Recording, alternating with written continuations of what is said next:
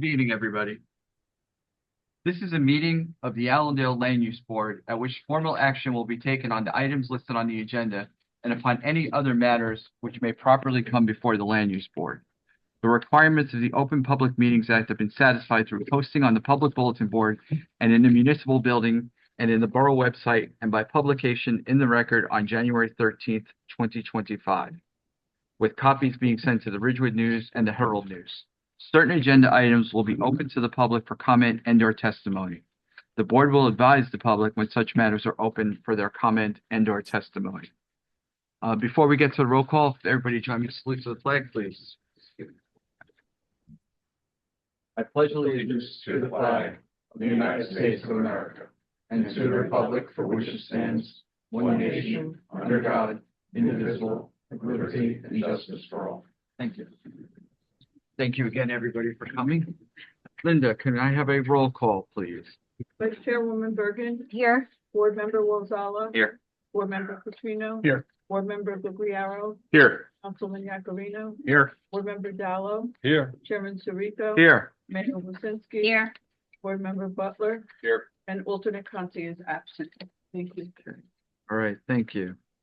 And again, on our line, it's Mr. Calley. Yes, Okay. Mr. Kelly is here. Good evening, everybody. Good evening. Good evening. Sir. And we have your stand-in here as well. Thank you. Okay. All right. Next on the agenda, approval of minutes from the March 19th, 2025 Land Use Board meeting. I reviewed them. Linda, I think I have maybe one change to take care of. Everybody else review them? Okay. Can I have a motion, please, to accept? So moved. Thank you, Tyler. Second. Thank you. That was Tyler and Frank.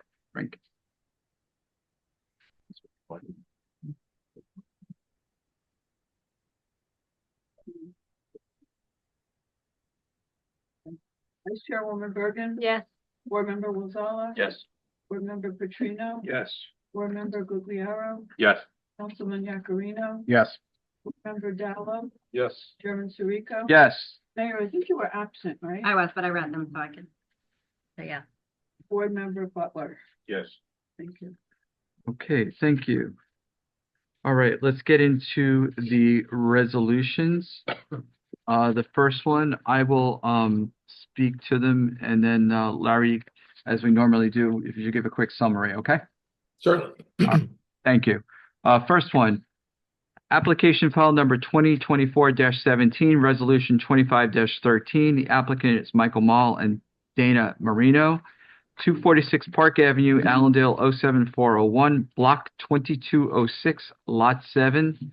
The application was for a two-car garage and a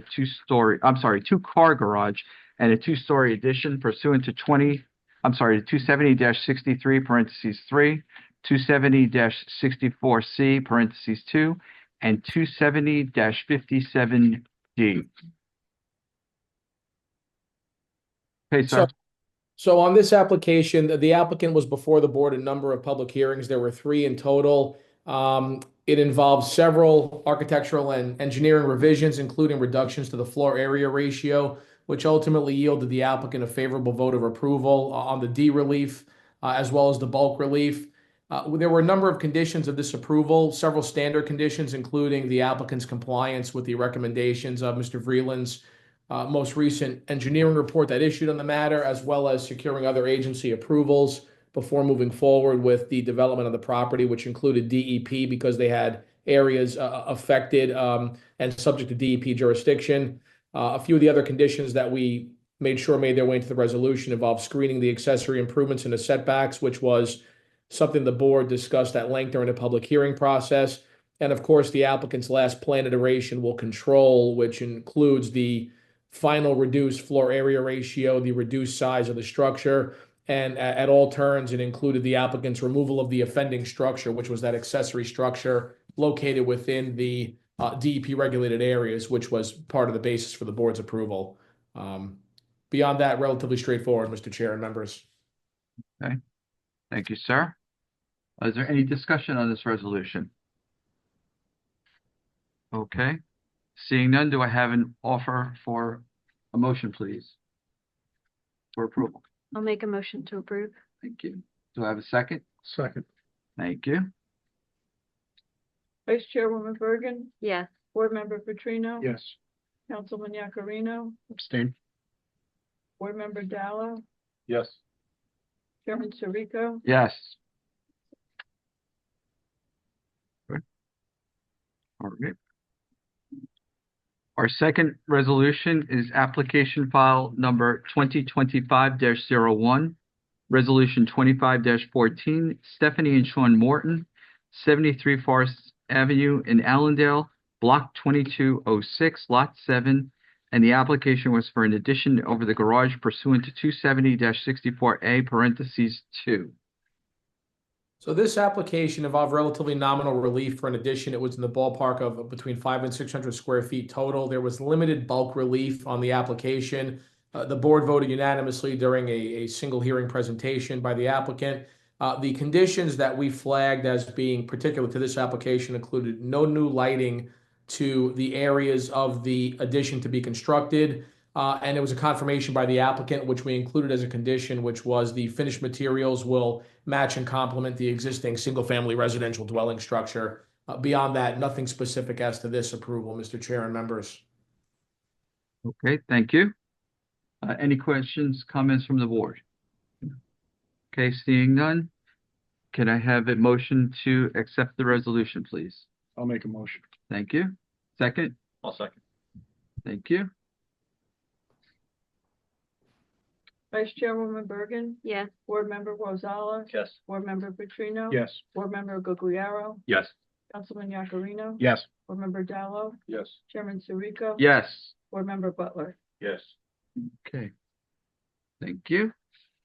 Okay, and the third one is application file number 2025-02, resolution 25-15.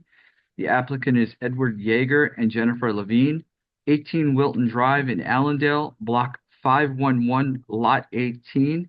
The application was in addition to a single-family home pursuant to 270-64B, parentheses 2, side yard setback.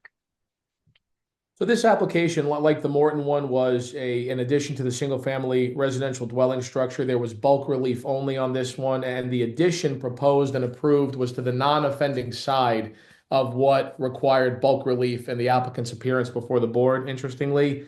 A condition of the approval, which relates to the side yard where we had the abutting neighbor appear and ask some questions as to stormwater controls, was a confirmation by the applicant that they would implement the stormwater management controls, which was a Coltech chamber, I believe. It was identified specifically during the course of the public hearing, and ultimately the implementation of that stormwater management improvement is going to be subject to the review and approval of the borough engineer prior to final sign-off. That was the only specific condition as to this matter, Mr. Chair and members. Otherwise, relatively straightforward approval as well. Thank you. Any discussion by the board on this resolution? Okay, seeing none, can I have a motion, please, for approval? Make a motion to approve. Thank you. Second? Second. Thank you. Vice Chairwoman Bergen, Yes. Board Member Rosala, Yes. Board Member Petrino, Yes. Board Member Gugliaro, Yes. Councilman Yakarino, Yes. Board Member Dallo, Yes. Chairman Sirico. Yes. Board Member Butler. Yes. All right. Thank you. Next on our agenda is the public hearings section of our meeting, and the first on here is a review of the amendments to the land use plan and the HVAS study by Mr. Snakis, please, our planner. Good evening. What I have for you this evening is the latest revised version of the land planning element. This document, as you remember, we've been reviewing this for the last several months. And we are also a sister document to this, we have had the vulnerability assessment. These two documents are now in their best form to establish a public meeting by which we can then present these two documents to the public. I propose we schedule the next available meeting, and looking at the calendar, it looks like May 12th. is the next available meeting. It's both with and employing the proper notice, which I'll be circulating with the board attorney as the 10-day requirement for that notice, as well as notifying the basic as to the and where the document will be found. We'll have to have a copy of these two documents on file for the public potentially. And what I did was, since the last time the board has reviewed this or discussed this document, is the mayor had gave us a few inputs in regard to a few items. Some of them are rather, associated with the structure of the document itself. But there are a few which I'll just quickly report that are revised. The first one is regarding historic properties within the community. Under page 11, item 2, it talks about one of the local issues and changes impacting them. And this has been an ongoing effort of various master plans in the past, is to recognize the historically significant structures within the community. And so we further embellish upon the paragraph associated with that. And it says to further this effort, the borough can update the inventory of historically relevant structures and properties to inform on development planning. From this survey, the borough can consider if the housing element of, the historic element of the master plan would be beneficial to further support the preservation or encourage enhancement of the historic assets. So we just wanted to expand upon that to describe that in order to establish more of an understanding of your historic structures is to work from the counties have done sort of a initial mapping of historic structures, and what we could be doing as a municipality is including that document and expanding upon it to identify if there's any specific property.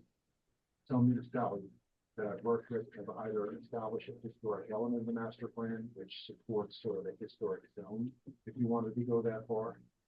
Many municipalities, though, are using it just to inform the planning process. So it's understood where the historic properties are to see if in fact there's any impact to those historic properties.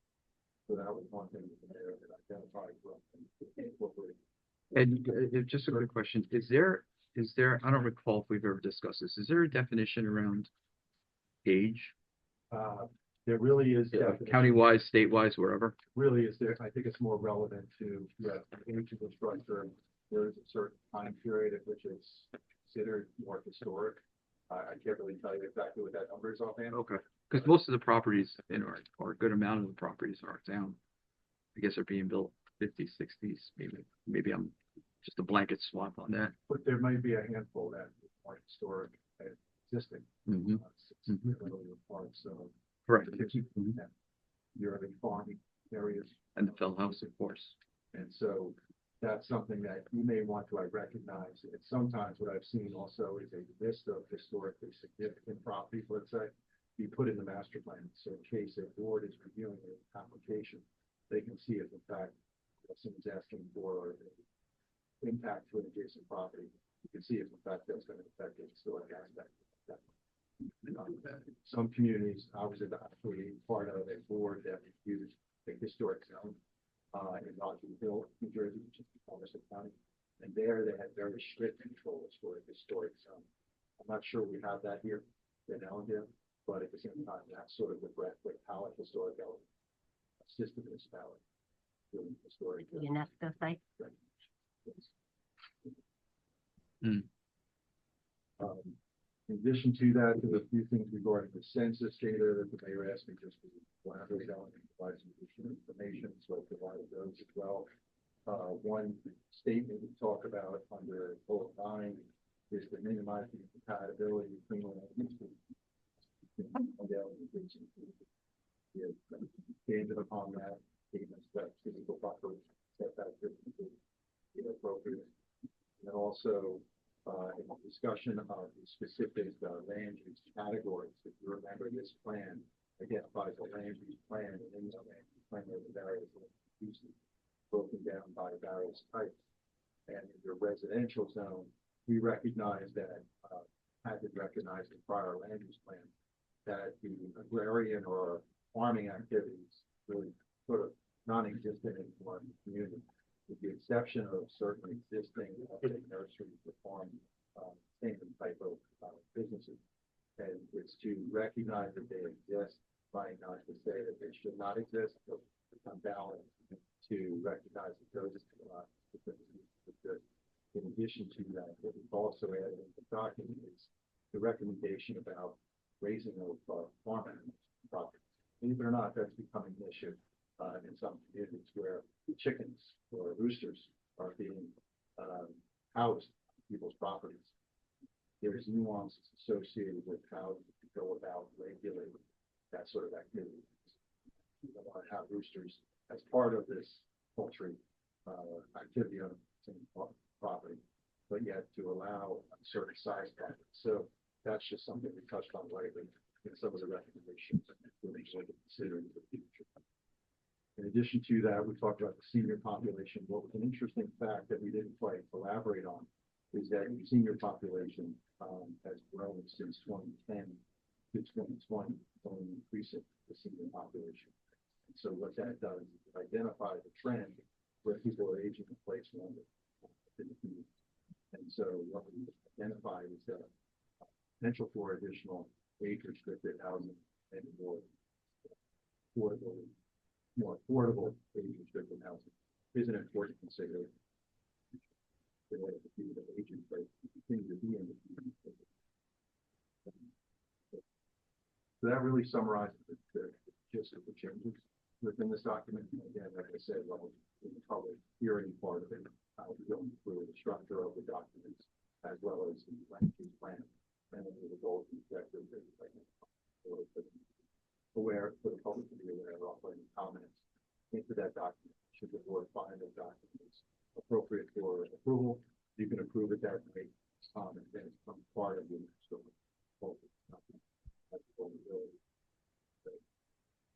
so that really summarizes the document consideration. And again, the timing, I know we're talking about next meeting. Was there some timing around this that we had to have this done?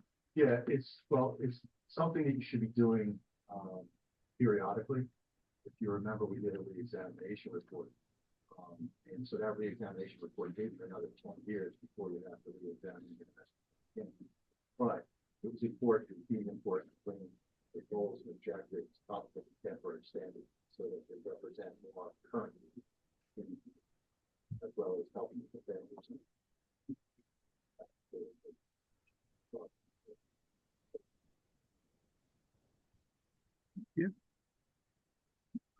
Any questions from the board? Thank you, Ed. Yes, very.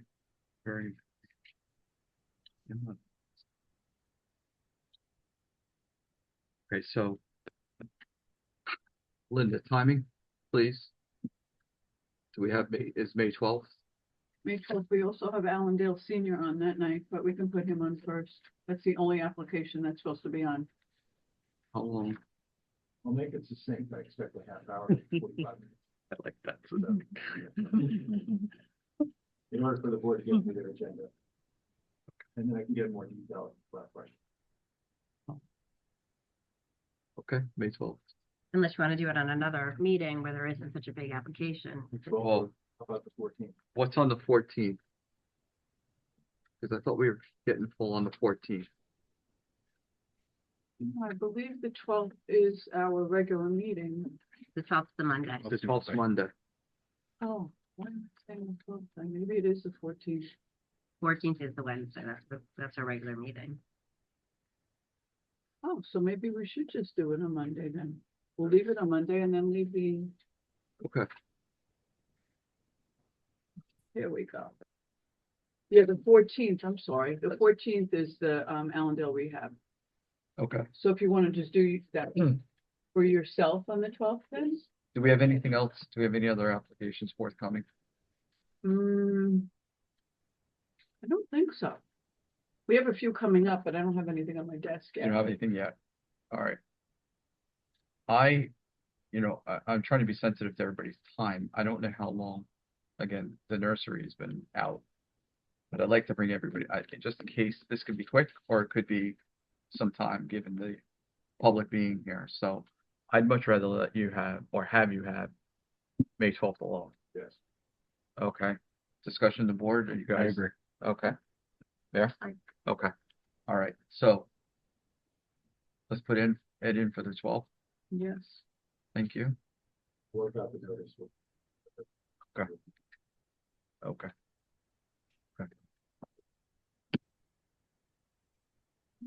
Okay, all right. Any other questions relative to this?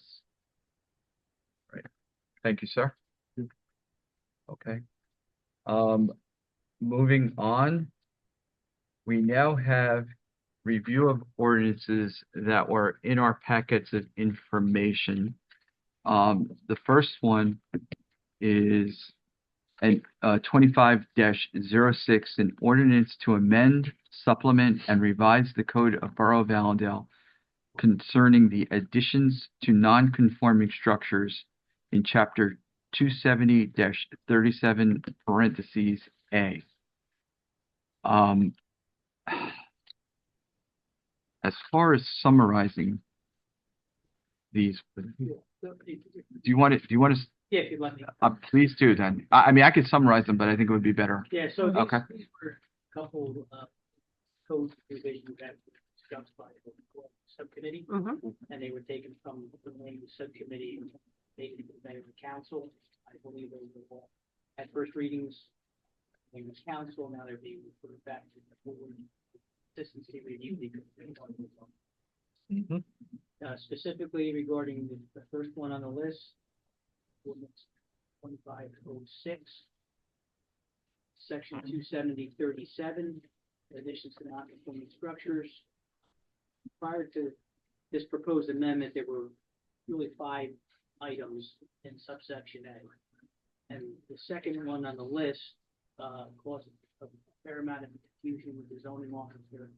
And it really brought a lot of applicants in for relief if they were doing an addition that happened to be conforming, but there was another non-conforming condition created on the property. So what the ordinance does is it basically eliminates subsection 2 of the existing code, and now there's just 4 standards that will apply to that section. So like, in other words, if they were building like a second floor, So as long as everything new that they're building is conforming, then there's no variance for the The footprint doesn't change, or that's, So, for example, if they're putting on a second story addition to a house, and that second story addition is fully conforming, there's no need for them to come. all right. so it's not taking up. It's eliminating those coverage, sure. improvements that are creating non-conforming conditions. And then causing where the applicants new to come. work is- Okay, and then causing the applicants to Causing the incur time and et cetera, et cetera. So it's more like a pre-existing non-conforming. Right. To try to address that and eliminate. Because like our side yard would increase if the square footage Square foot. increased. So if you already have a, a side yard that's whatever, if it's not conforming by a couple feet and you're just adding, some square footage, it would automatically make it increase the way that ours was. So it wasn't standard. And a lot of other towns just have a standard side yard setback. Ours is So varying. if you're gonna put an addition out the back, and that addition's conforming, not getting or second story addition, the existing footprint, and that second story addition is conforming, although you don't conform with the setbacks. Makes sense. Application for people receive just. Like to make it easy on residents, not spend more Exactly. time over nuances in our ordinance. So that's what we're trying to do, eliminate that kind of stuff. So we don't, even though we like to see everybody, we don't want to have you spend extra money with lawyers and. To implement that, like I said, there was a section 2 that was being removed, and the other parts of that code are staying in place. And that's what you see. It has to be permitted use. Alteration or enlargement complies with the development regulations. Doesn't create a vertical expansion of conformity, and it's not enclosing something. The section that we're eliminating is basically said the alteration or enlargement does not create any new or additional encroachment. That was always creating the issues. Okay. Okay. I guess our,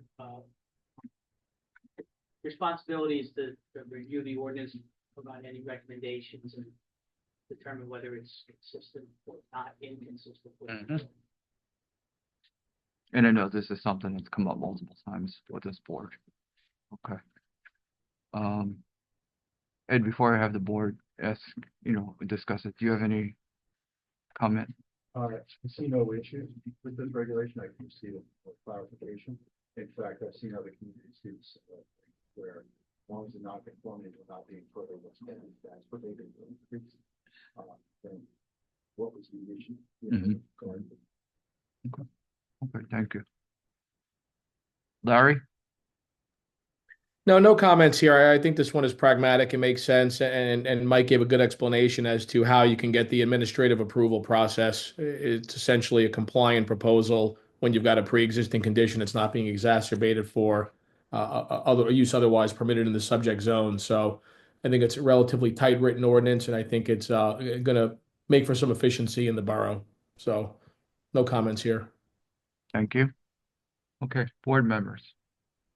Questions, comments? I think it's a good addition. I agree. Okay. All right, Larry, forgive me, how do we, we're gonna take one at a time, okay? So Yep. Larry, what do we do? Motion to accept the ordinance as it's written? Yeah, it would be a motion to, and there's no opening to the public at this stage, that's reserved for governing bodies. So this Uh-huh. would be a motion to find that the ordinance as drafted is consistent with the land development code by the planning board members. All that needs to go back to the governing body is a consistency determination. So the motion would be a finding of consistency with this draft ordinance as written with the code. Thank you. Okay, do I have a motion? Make the motion. Thank you, sir. And do and do I have a second? Frank, thank you. Vice Chairwoman Bergen, Yes. Board Member Lozella, Yes. Board Member Petrino, Yes. Board Member Guglielmo, Yes. Councilman Yakarino, Yes. Board Member Dallo, Yes. Chairman Shariko. Yes. Mayor Lucinski, Yes. Board Member Butler. Yes. Okay. All right, and then the second one that we have is 25-07, an ordinance to amend, supplement, and revise the code of the Borough of Allendale concerning accessory buildings, chapter 270-14, parentheses A. I'll let you take it Okay, again. so it was just, again, discussed in the subject. Sections in our code that regulate side yard setback based on size of principal structure or gross building area, but yet the code allows accessory structures that are 21-foot high, be 6 foot property. So to provide some spacing and relief to the joint property owners. A section or a sentence that was added in here created establishing the setback distance to property lines to be at least the height of the accessory. Subdivision. And this is consistent with the master plan, which Ed stated Yeah. that we want to provide adequate space in neighborhoods, et cetera. Between buildings. And Ed, that's I great. find no issue. Okay, with it.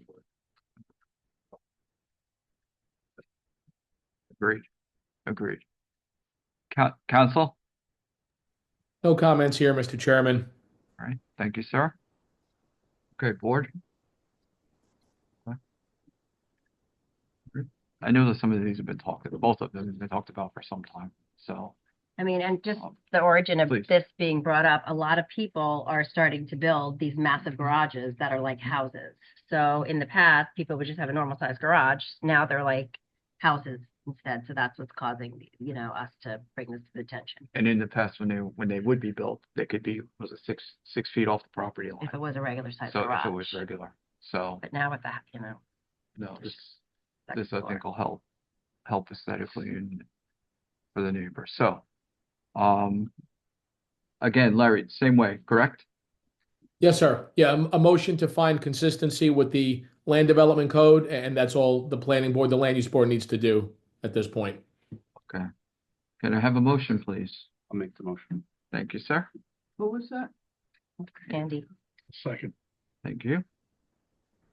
Vice Chairwoman Bergen, Yes. Board Member Rosella, Yes. Board Member Petrino, Yes. Board Member Guglielmo, Yes. Councilman Yakarino. Yes. Board Member Dallo, Yes. Chairman Sirica. Yes. Mayor Wazinski. Yes. And Board Member Butler. Yes. So Larry, you're gonna send a letter to the Borough Clerk on this then? Yes, I will. Thank you.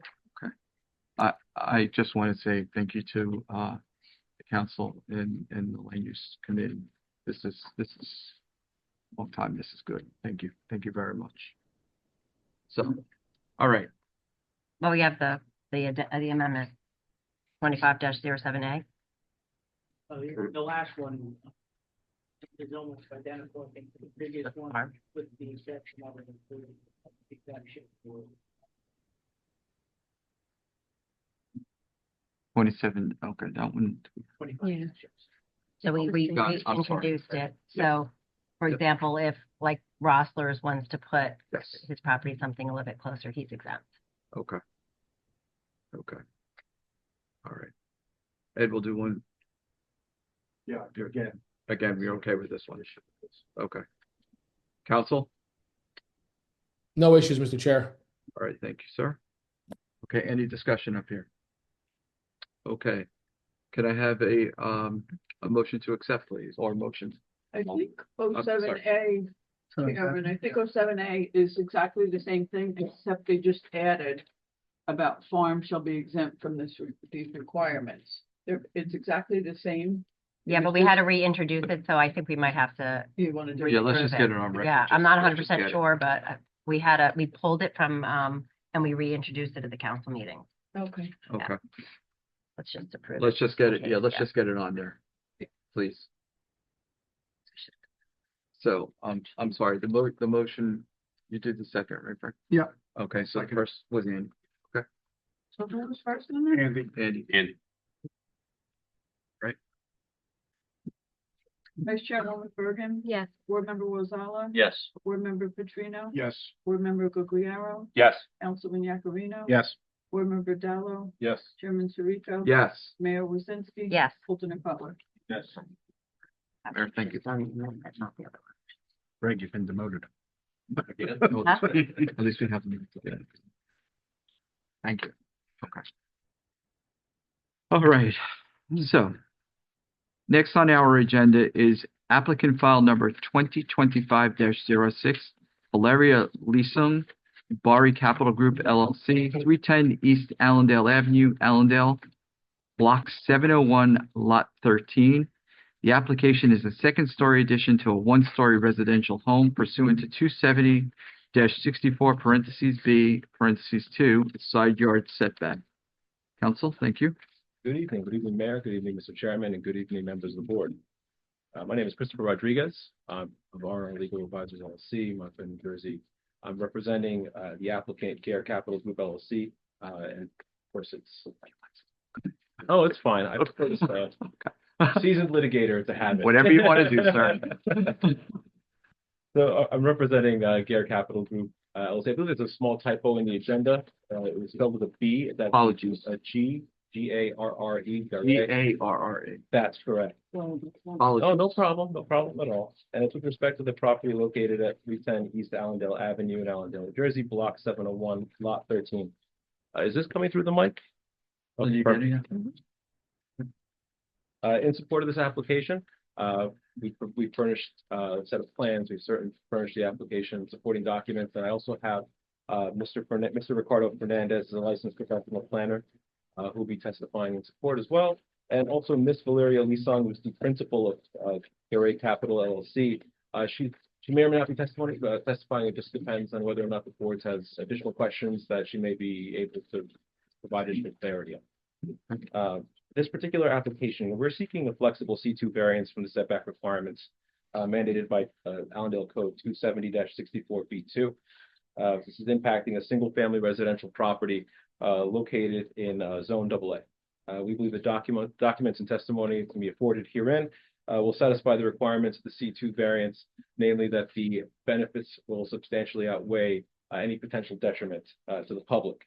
Mr. Fernandez will testify as to those points from the planning perspective. And with that said, I would like to now call Mr. Fernandez testify. Okay. All right. Rick, how are you, sir? How are you, Mr. Kelly? Good to see you. Would you please raise your right hand? He can see you. Yeah, but he can see you. That wasn't meant for you, Rick. I Do you swear or affirm the testimony you're about to provide with the truth, the whole truth, and nothing but the truth? I do. Thank you. And so the board knows, I've got a long-standing professional relationship with Mr. Fernandez. He's an incredible professional in person. I'm sure his counsel is going to voir dire him shortly, but I look forward to hearing Mr. Fernandez testify shortly on this application. Thank you. Mr. Fernandez, could you please offer your qualifications to the board so they can properly assess you as a professional? Thank you. My name is Ricardo Fernandez. I am a professional planner in the state of New Jersey, licensed by the New Jersey Professional Planners Board, as well as the American Institute of Certified Planners. I have a bachelor's degree in urban studies. It's been a while since I read this. I remember what the title was, and a master's in community development.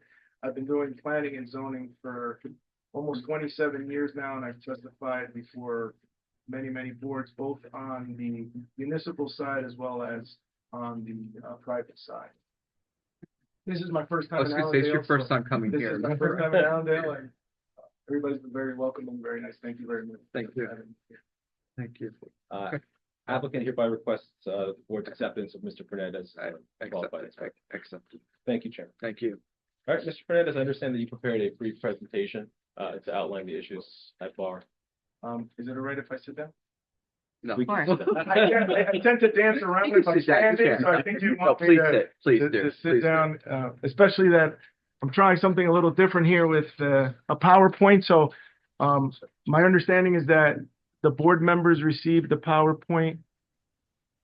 Is that correct? So I just want to make sure if since the board members received the packet prior to the meeting, do you want me to put it in as A1 or? Yeah, I think so, Rick. If we could just identify the deck, if you know how many sheets are in it, that will be helpful, but let's mark it as an exhibit since it came in within the 10 days, please. Okay.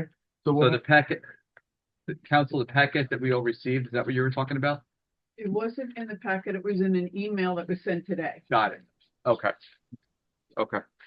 so basically the email that was sent today is a carbon copy of exactly what I'm going to go through as the PowerPoint. So I want to thank everybody for being accommodating. I have an old projector and a screen in the car, and I was hoping I didn't have to lug it out, so I'm happy that we were No, able but to do we that. could put it up there if you really. Yeah, so Yeah, no, it's gonna be up. yeah, it's up Oh. there already. Okay, That's it's gonna it. be So up. Oh, it you is, okay. see, Okay. if I could So we just have draw that your marked. attention to So the, we have that marked Yes, accordingly. we could have that marked as applicant's exhibit A1. Yes. so again, this application is for 310 Allendale Avenue, block 701, lot 13.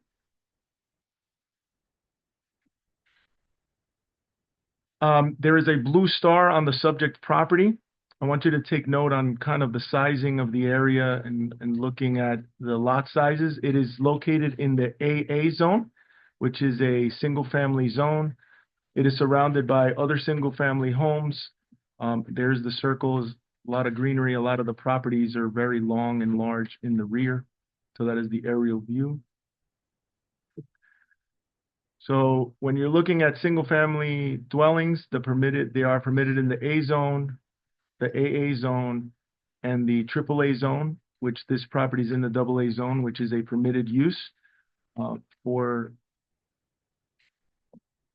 the application. So why are we here today? So one of the things, and I heard the conversation that the board members were having just a little while ago, under 270-54C, you had just a standard 20-foot setback that would be the minimum setback. And then there's an additional code 270-64B, which now requires a calculation to be done for the size of the addition.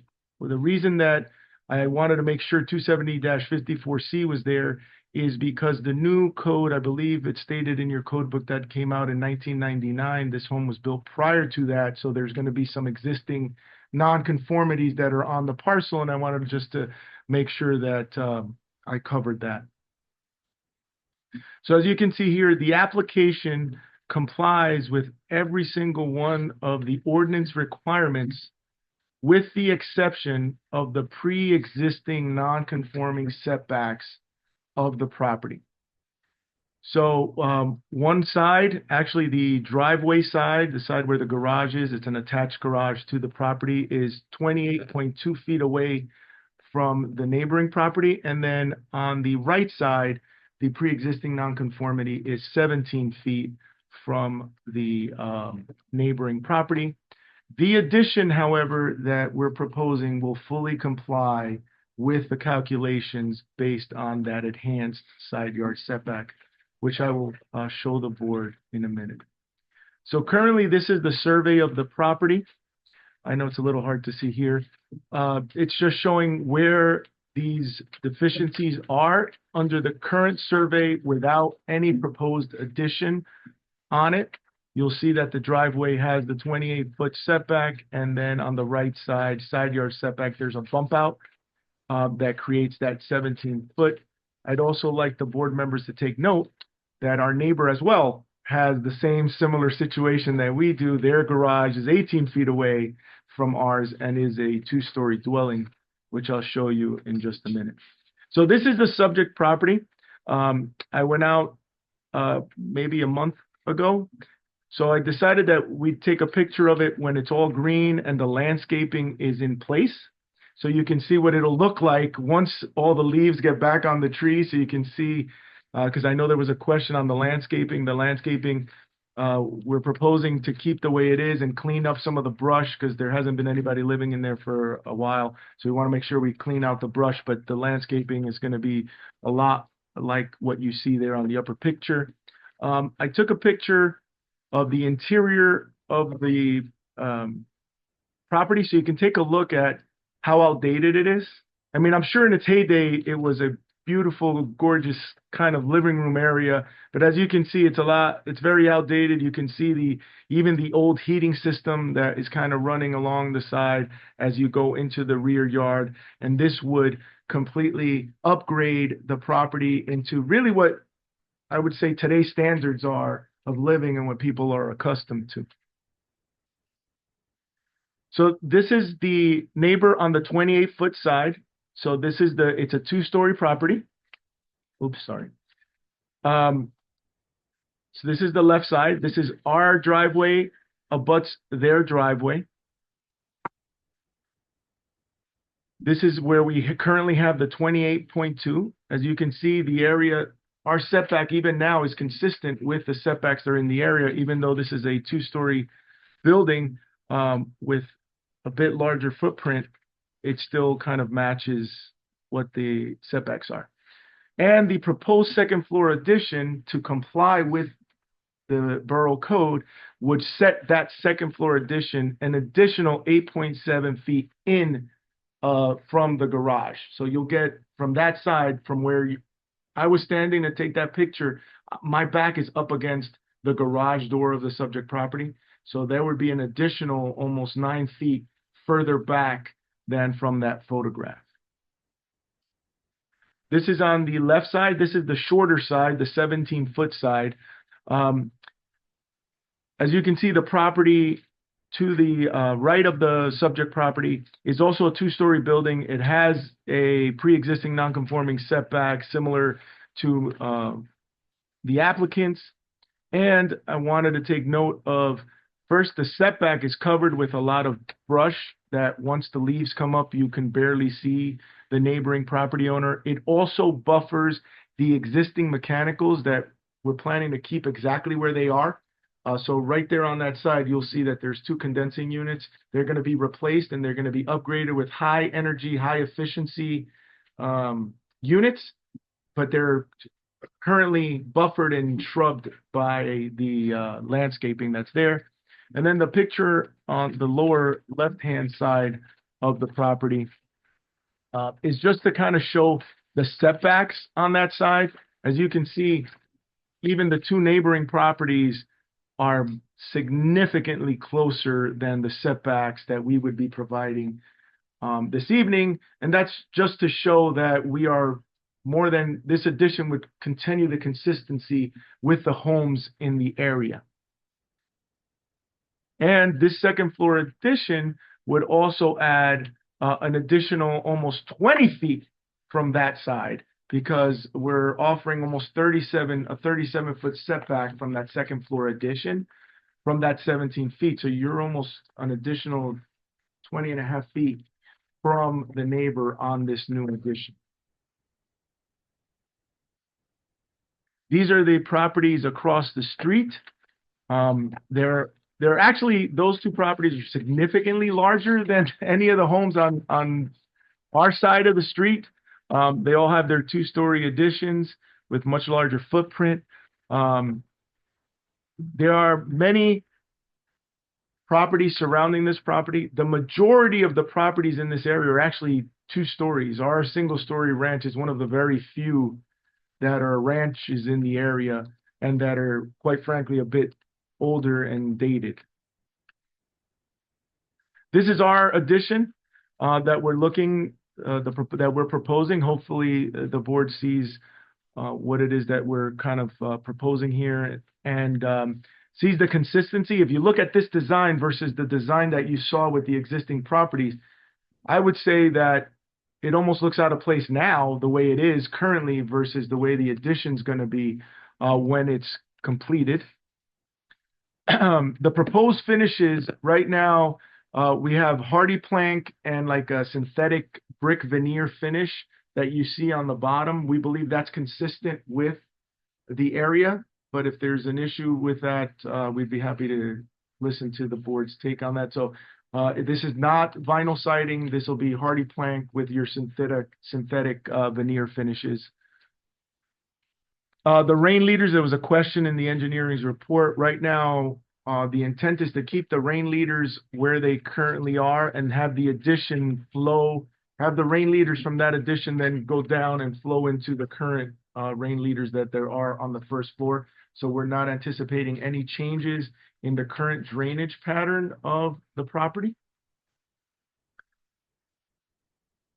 So this is what it would look like with the new addition. These are the setbacks with the addition proposed. As you can see, it fully complies with the borough's code and provides a much more significant setback than what is currently there. In fact, it provides a greater significance than even the existing properties that are in the neighborhood from each other. One of the unique things, and just listening to the board, I'm glad that we came on a date that you were considering the ordinances, is that it doesn't take into account when you have an oversized lot. This lot is almost 80,000 square feet, but because of the width and the added advanced setback, you can't even take advantage of the full use of the property. Right, which is almost 80,000 square feet. So in summation, to make it quick, the use is permitted in the zone. We comply with all the Volk standards with the exception of the pre-existing side yard setbacks, which were there when the house was built. The proposed addition will comply with the enhanced yard setbacks as discussed.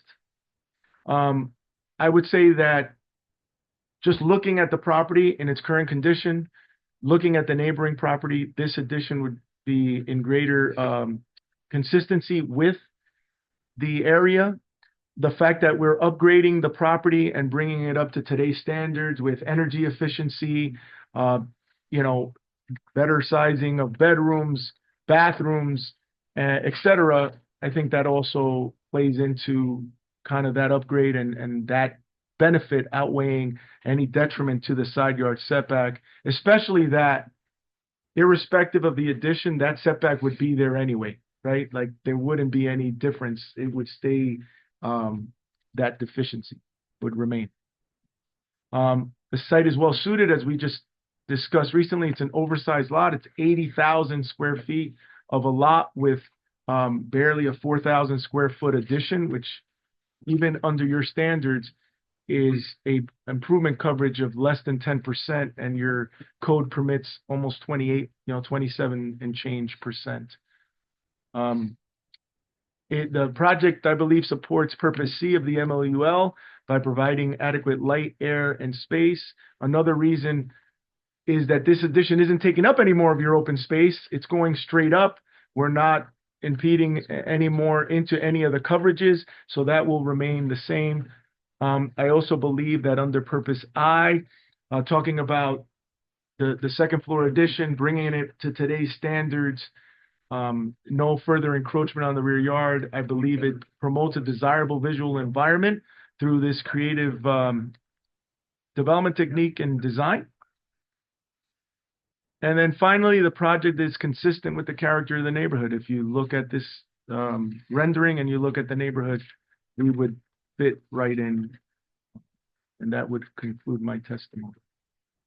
Mr. Fernandez, as you know, to comply with the C2 variance, we're required to specifically identify positive versus detrimental criteria that the positive should substantially outweigh.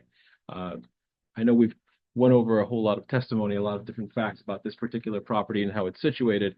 If you could highlight the specific positive criteria that this particular project would bring to the public, I think we'll greatly appreciate that. Well, I think it creates a much better living condition. It would bring it up to today's standards. The outdated property now can be brought to something that is going to be consistent with your neighborhood. The detriment really in this case would be the pre-existing non-conforming setback. That is the only thing that we have before the board to consider. And that's something that, irrespective of the board's action, would remain, right? That pre-existing setback is there, but the pre-existing setback that has the greatest efficiency is actually buffered by plantings and even buffers the existing mechanicals that will be replaced with the updated high efficiency equipment. Mr. Fernandez, you testified about the Van Cleef engineering memorandum that is dated April 17, 2025. Counsel, Mr. Cali, can we put the memorandum as an exhibit? No, sir. It's in the record. Thank you. All right, so Mr. Fernandez, there are several items that are identified in the technical review comments of the memorandum. Have you had a chance to review this document? I have. I know we've touched upon a few that are on there. Let's just go one by one, just to make sure that properly hit each of the points. Under technical review comment 4.1, the memorandum states the testimony should address the proposed building finishes, colors, and materials. Have you had a chance to review the plans? I have. And have you spoken with the applicant directly as to what their proposals are for the finishings of the property? I did. And what is your understanding of the finishings of the property, and are they consistent with the municipality's interests? Yeah, so currently what's proposed before the board is a hardy plank board going across the property with a brick, synthetic brick veneer finish, which is consistent with the neighborhood. Not only the neighbor on the left side, but even across the street, the little older home that, well, it's not little, it's larger, but it's a little bit older than the other ones. Most of them have stucco on it. I just say that from a planning perspective and a visual perspective, when you have the hardy plank and you were just talking about like historic preservation and things of that nature, a lot of that has hardy plank in it, and it kind of gives it a different texture to that material. And with the brick veneer finish, you'll have a different depth to the design that could be very appealing, definitely for the neighborhood. And as to the exterior lighting and mechanical equipment, have you had a chance to speak with the applicant on those particular facets and reviewed the plans accordingly? Yes, so the mechanical equipment is proposed to stay right where they are right now, would just be replaced with the new equipment. And the lighting, there would be typical lighting for a single family home. You'll have a light over the front door as you walk in, and it's kind of recessed a little bit, so it's not out. There's a light between the two garages, obviously for a night when you're doing the garage, taking out the garbage, and then one in the rear door heading out to the patio. They're made for homes. Homes, this is not industrial lights, and they're made to, highlight downward with a limited illumination to cross property lines. Item 4.3 addresses, seeks testimony as to the landscaping and whether any trees were removed. Have you conferred with the applicant as to these particular items? Yeah, my understanding is that they're keeping the trees as, that are currently there on the property. There is some brush and weed cleanup that they have to do as far as landscaping, but the landscaping is supposed to remain kind of consistent with what the property has always had as far as landscaping. If there's any additional landscaping, the applicant is willing to have a discussion on what the board would like to see. So no bigger trees are going to be removed. No bigger trees are to be removed. If anything, it'd just be like weeds and maybe some replacement of some bushes to make them a little hardier than what's there now. And 4.4 addresses the drainage, stormwater management. I know we touched upon the leads. If you could just clarify once more.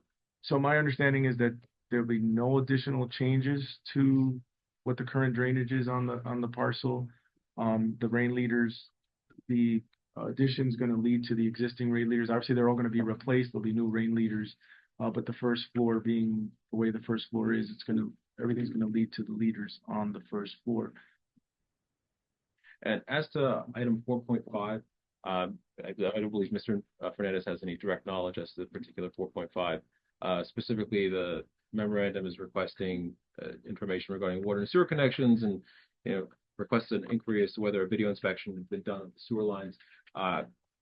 Ms. Lee Sung is available to testify should that question want to be further elaborated upon. My understanding currently is that the inspection of the sewer through a video scope has not been done. If the board deems it necessary, of course, the applicant is willing to comply. And should the board have further questions as to those points, Ms. Lee Sung is available to answer those questions as well. And does the board have any questions for Mr. Fernandez? Before we do that, Michael? Yeah, item 4.5. Standard recommendation that we make, particularly when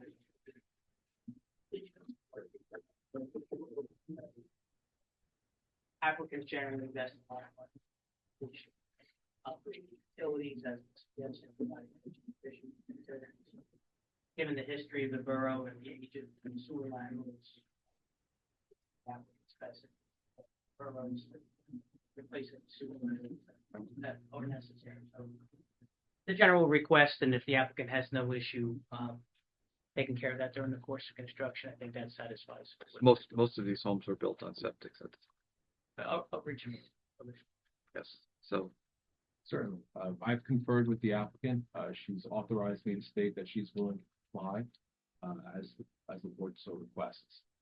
So we're absolutely willing to take a look at it and to invest further in the property. thank you. And as far as the OLA is concerned, Yeah, I mean, I would ask the OE is in the process of investigating lead service lines. just so you're aware. I don't know if they made it to this property or not, but certainly reaching out and getting confirmation from them to make sure that work is undertaken when the property is being disturbed would probably be in everyone's best interest. Okay. All right. Thank you. Anything else relative? The others, obviously, the other ones are. No, I mean, if this application came in the door a month or two later, it probably wouldn't be here to the board. It would be with Mr. Hackett and stuck in his own office. Okay. Those exact thoughts have run through our. You guys were smiling as we were talking about it. Yeah. For sure. Yeah. I think the applicant's planner has summarized the positive and most of the negative criteria. I don't think it's worth investigating any further. The only thing I would ask is regarding the landscape maintenance, or let's say shrub removal that's going to be done in order to maintain the appropriate buffer along that 17-foot area, that at least the density of landscape would be replaced. Okay. Your recommendation. And the other piece of advice I would give you is with plantings that are deer resistant. Whatever you call it. Especially with the proximity to the land back.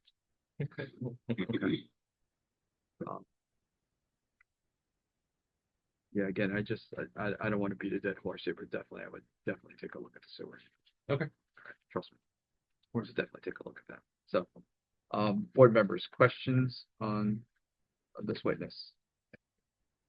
Please. I just got a quick question. So, and again, your testimony was good, and I just to help me clarify, I guess a little bit better understand the hardship usually, and specifically this type of expansion, is it intended for a large family? Is it to accommodate a certain situation, unique living need, or perhaps is this being built for another purpose? Like, what's the story behind the expansion? Is this being built for a specific family or a So that- specific need, or? Understood. That might actually be a better question suited for Ms. Lee Sung directly. Okay. But I, from, You're right. as counsel, I've conferred with the applicant, Okay. and, the intention, of course, is to renovate and to sell the property. They'd like to make sure that the property itself, it's not presently intended for any specific family or anything like that. Okay. But it is intended to aesthetically appeal to the remainder of the neighborhood, to match and be consistent with the neighborhood, to be upgraded, more efficient, safe, to match current living standards, and to overall appeal to what a modern day resident in this township will find appealing. Sure.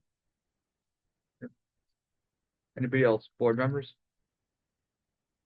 So this is the board as much as it is the applicant. Is it required or do we recommend drainage fence be put in when there's renovation like this going on? Well, that's, I mean, we absolutely require, I guess, it's a change in footprint, or if there's a change in the size of the roof, or a change in the discharge locations. Right. I had written a note to myself here about the dry wells. Yeah, I mean. Are there, it's- what's on the it's- property? It's always recommended that there's a change. In this particular case, they're not proposing to make any changes. That's the over. There's no change in the overall footprint, there's no change in the discharge locations. Council, again, these are things that we always, that always come up in our deliberations and comments and questions. So, is that an as-built? No, I mean, we Or wouldn't need, plans wouldn't need an as-built, but I mean, if there aren't seepage pits, right, we don't anticipate there to be any change in the pre and post conditions, but what we see a lot is once work is done on a piece of property, whether it occurs or not, something's been done, and now it generates a concern raised from an adjacent property owner that something's been changed.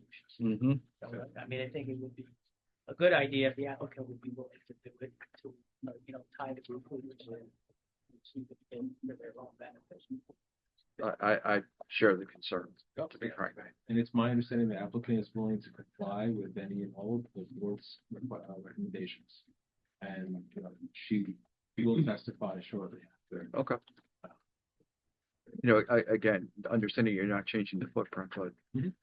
we're always concerned about water runoff to adjoining properties. Oh, understood. Especially in these types of, and, I call it protection of the neighbors, if you may. Okay, so, all right. The applicant is very willing to accommodate these concerns. Good with that? Yeah, Okay, it's a 50-year-old property, so. exactly. Is there currently someone living in the home now? No, So who owns the home? The Capital Group owns the home Gare Capital LLC owns the that you home, work that and that Ms. Lee is, Sung works for? there's Miss Lee Sung owns it. That's her. You company. own the Capital Group that owns this property? Correct. Okay, got it. But but you don't plan on living in the home? So do you want me to? Well, why don't I- well, We can swear her in. If the- yeah, we're gonna the board would bring like to that, ask we're questions. gonna bring up, Assuming there's no Okay. further questions for Mr. Yes. Fernandez. of We have course. to stay right here for now, but good questions, please hold on. Any other board members, any other questions of this witness? Okay. All right, I am opening up for any questions of this witness to the public on the testimony that you just heard, just on this testimony. Okay, Seeing that, I'll bring it back to the board.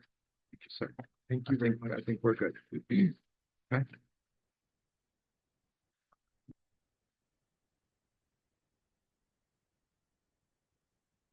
Applicant would like to call Ms. Valeria Lee Sung to testify on behalf of this application. Good evening, everybody. Hi, take a seat. Larry, Miss- go ahead. Would you please raise your right hand, Ms. Lee-Sung? Put your right hand.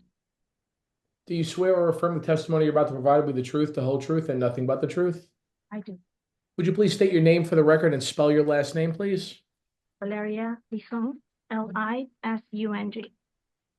Thank you. Counsel? I'm sorry, your address. 688 Wyckoff Avenue, Mawa. Thank you. Ms. Lee Sung, few questions have come up during Mr. Fernandez's testimony. I know you've had a number of plans for this property and you haven't finalized them as of yet. With respect to the landscape, could you provide the board with a little bit more clarity as to what you intend to do with the property? Yes, originally, the backyard of the property is beautiful. It's gorgeous. And that originally the plan was and continues to be to beautify it and keep it as the original owner had it.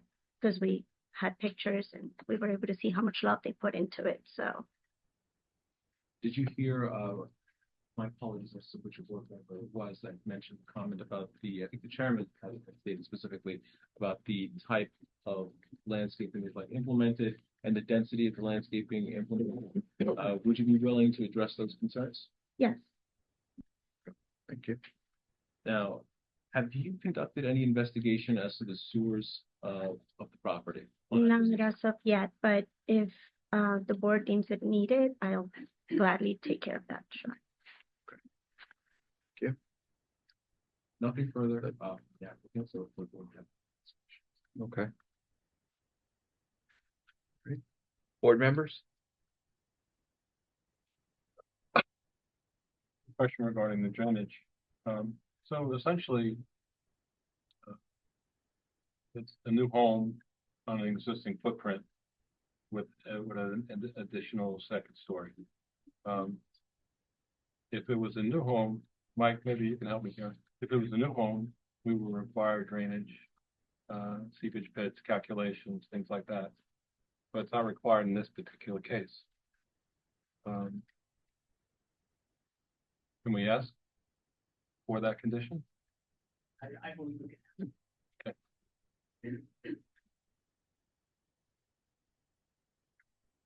The property is relatively flat, as I remember, am I correct? Right? Yeah, it's flat. Very large. Again, as I stated earlier, I'm always concerned about water run. Okay, to the adjoining properties, okay. Regardless of what is there, and to John's point, when we're doing something like this, that's, we get deep into all of that, no pun intended. Where because this is existing. So yes, I would like to make sure that is. Council, I think we can put that in there as a condition, right? We can, Mr. Chairman. All right, as long as, everybody's in agreement. John, that's good, okay. Ms. Lee Sung, are you in agreement to address the drainage concerns that were raised by Mr. Chairman? yes. All right, thank you. I would just like to make a comment. I've actually seen that property and I knew Carmen who lived there before, and it is a stunning Yes. piece of property. So it really makes me very happy that you want to keep and maintain the property the way it is. It really is probably one of the most beautiful properties in Allendale. It's just hidden away. You should have tours. You can see it. No, seriously, it's really beautiful. Yes.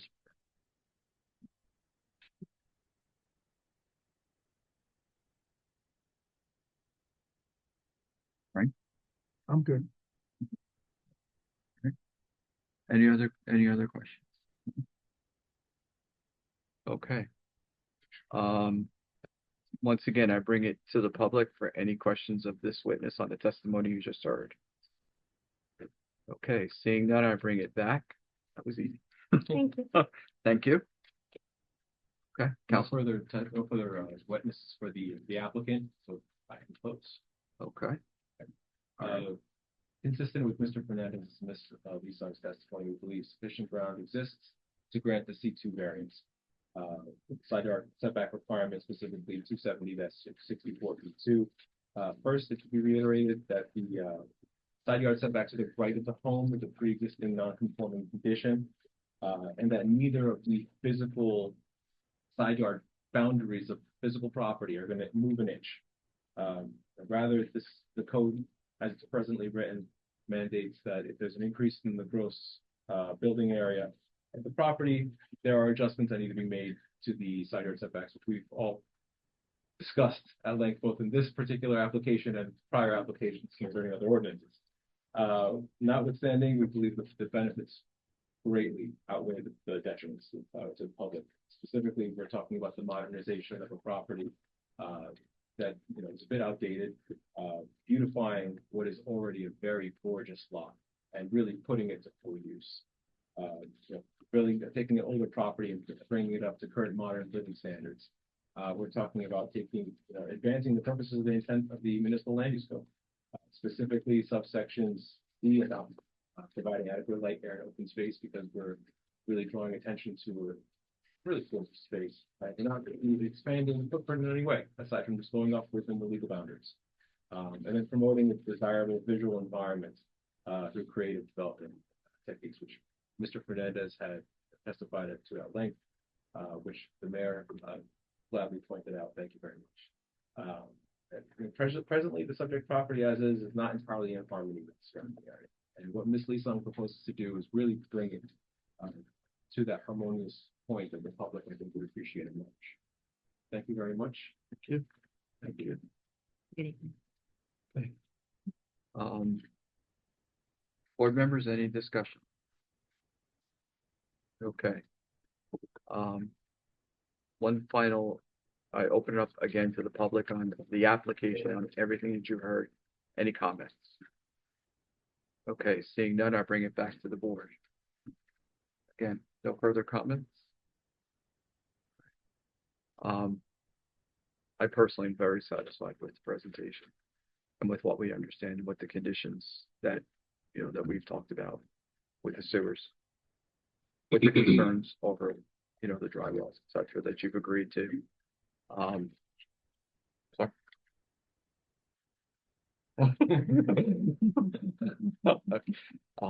But again, I had the landscaping, the dry well, and the sewer. Thank you. And the sewer. And the sewer. Those are the three. That's what I thought. Board, did I miss anything? Okay. Those are my comments on it. So if I'm not seeing anything, I'd like to have somebody offer a motion to approve this application with the conditions as written. Council, did I miss anything? No, Mr. Chairman, you've captured it all. Wow, thank you. Wow. Thank If I could just- Please. Is it drainage study, or is it a sewer, is it a scope of the main lines, or what exactly is the sewer issue? Are we doing a full drainage study of the entire site? I think they're two separate. This things. we're looking at two One is- separate things. One Yeah. is the runoff. Yeah. Which Yeah. is gonna have to be addressed with Mr. Mhm. Freeland's office for the dry wells. That's the and dry well. Stormwater management. Yep. And then the other is for the, your sewer discharge. Perfect. One's the sanitary sewer line, the other one's. And I would recommend that everything is looked at for the sewer. Okay, because some of these had, two, brown water and gray water and crazy pipes, etc. Okay, because I've seen this occur multiple times. So, right. Applicant is more than welcome to. Okay. All right. So, having said that, do I have a motion to approve the application with the conditions that I've already stated, which I'm not going to go through again because we've talked about it twice. I'll make a motion to approve based on those conditions. Thank you. Do I have a second? Second. Thank you, sir. Vice Chairwoman Bergen, Yes. Board Member Gonzalo. Yes. Board Member Petrino, Yes. Board Member Guglielmo, Yes. Councilman Yakarino. Yes. Board Member Dallo. Yes. Chairman Sirico. Yes. Mayor Lisinski. Yes. Board Member Butler. Yes. Thank you. Thank you very much. Thank you for your time. Thank you. Thank you. All right, greatly appreciate it. Have a good day. Yes, you too. Thank you. Congratulations. Now, what occurs next? Larry, you know what? I'll let you do it. Certainly. Mr. Rodriguez, I'm sure you know the process. I know Mr. Fernandez does as well. We'll prepare a resolution memorializing the board's action. We'll send you a draft for review for consistency to make sure we captured everything accurately. It'll be adopted at the next public meeting of the board. You don't need to be there for the adoption. It's a formality, as you know. But we'll trade paper between now and then to make sure the resolution matches everybody's expectations and we're all in agreement. Perfect. Thank you, Counselor. Okay. And that the resolutions will be voted on. We'll probably do it on the 14th. Okay, we'll probably do it on the 14th. Okay, thank you. All right, thank you. Thank you. Thank you very much. Thank you. Good night. Okay, good night. Have a good evening. Okay. Moving on to our second application of the night, file number 2025-07, Joseph and Jennifer Kim, 124 Elbrook Drive, Allendale, Block 101, Lot 11. The application is for renovation and an addition to an existing single-family residence pursuant to 270-54B and 270-64B parentheses 2. How are you? Welcome How back. are you? Welcome. Welcome. There you go. Okay. She's very thorough. Yes. Mayor, hang one quick second. So, Council, Mary Scrow, who's been before the board, so I'll leave this again. Certainly, we'll swear her in quickly and confirm her license are current and in good standing, and then I think she'll be qualified to the board's satisfaction. Ms. Crowe, would you please raise your right hand? Do you swear or affirm the testimony you're about to provide will be the truth, the whole truth, and nothing but the truth? Would you please state your name for the record and spell your last name? Mary Scrow, SBRO, Bigfoot Architect, I'm the architect for the applicant. And you, 240 West Crescent Ave. thank you. And your license remains current and in good standing in the state of New Jersey? Yes, it does. Thank you. Mr. Chairman? You Oh, need to well, speak a well, little bit louder. Yeah, Mary, and Mary, who's going to, Where in the Kim as that's, well? yes, so, Yeah, if you're gonna have witnesses, certainly, I think you have two folks next to you. Assuming they'll both testify, Ms. Crowe? Yeah, so I think you should swear them both in just in case they both have something to share. Folks, if you would please raise your right hand, we'll swear you at the same time. Do you swear or affirm the testimony you're about to provide will be the truth, the whole truth, and nothing but the truth? Yeah. Could you please state your name for the record and spell your last name one at a time, please? My name is Joseph Kim, last name is spelled K-I-M. My name is Jennifer Kim, last name K-I-M. and your address, please? Current living address is 125 Myrtle Avenue, Allendale. All right. Council? All set. The Kims will be lay witnesses, I assume, so there's no need to voir dire them, and Ms. Crowe is accepted as qualified by the board as an architect. So I think you're all set, Mr. Chairman, members. Thank you. Thank you. Thank you. Okay. Mary, tell us what you want to do. So, we're here tonight. The Kims have purchased 124 Elbrook Drive, and they would like a little more space for their family. The house is currently a ranch-style home. The lot is a narrow lot, so it's 115 feet wide, where 130 is required for the zone. The house also sits off to the left of the property. It probably conformed at the time of being built, but with the changes in the regulations, we have an existing side yard setback of 16.5. The proposed addition that we're adding, we're proposing a second floor addition to the existing house, and a bump out the rear of the house. When we first looked at the drawings, we were exploring options of putting that rear addition out the left side, but with the enhanced side yard setback, we have moved that addition at the rear of the home more towards the center of the home. so that that addition out the rear does conform with the new side yard setback requirement. However, with the layout of the house, and the curb appeal of the home, it was desired to go over the existing footprint of the house. So we are proposing the construction of a second floor over the existing footprint of a house, part of that which sits within the new enhanced side yard setback. We're only expanding it above the existing footprint. We're not increasing any of that footprint as of now. Ms. Scrub, can you turn the microphone on? Yeah. I sure can. Sorry about that. That's okay. Out the front, the front of the property sits on the north side of the lot, so it is susceptible to ice and weather. So we are proposing a new covered front porch for when people come and arrive at the house. It is a street that's conducive to parking on the street. The garage is at the lower level, so I do anticipate that guests coming may park on the street and walk up to the front door quite often. Also, in the current day and age of packages, there's always packages at many people's homes, and the covered front porches are very popular add-on for many of our clients for both of these reasons. I think that the scale of it, we kept it as small of a footprint as possible, and it also helps break up that front facade and give us a little dimension and some aesthetic curb appeal. The existing lot allows for a house to be just over 7,000 square feet. The proposed house with the garage is 4,466 square feet. So it is well within the allowable square footage for the zone. There are other homes, 2, 3, 4 doors down that have expanded. So the size and scale of the home will be in keeping with the neighborhood. At the front yard, we're requesting variance relief for a 31.26.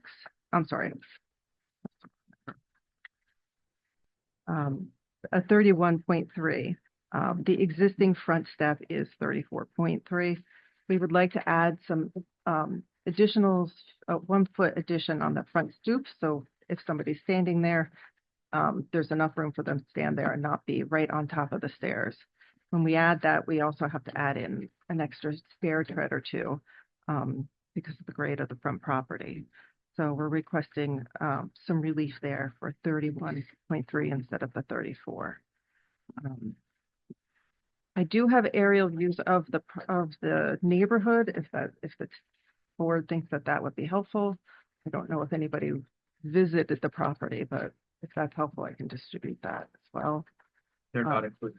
They're not included in that, no. I think it wouldn't hurt to introduce them. And let's Label that A1. A1, yeah, please.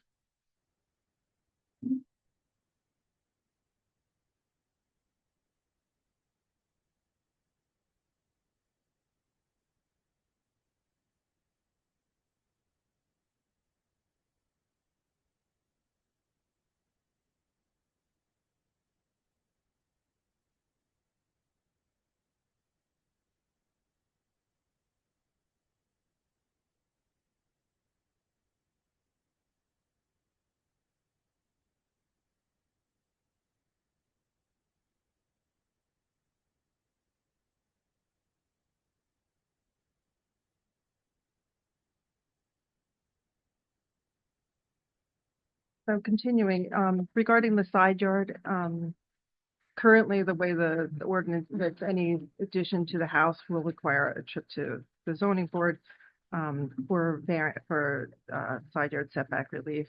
I understand that may be changing, which will be welcomed.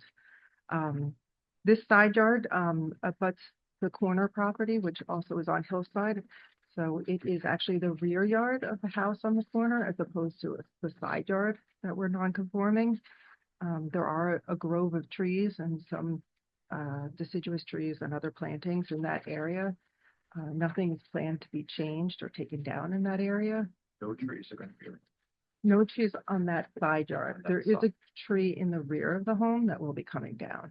It's in the center of the property. And it is on you can see it on the photos on SK 14.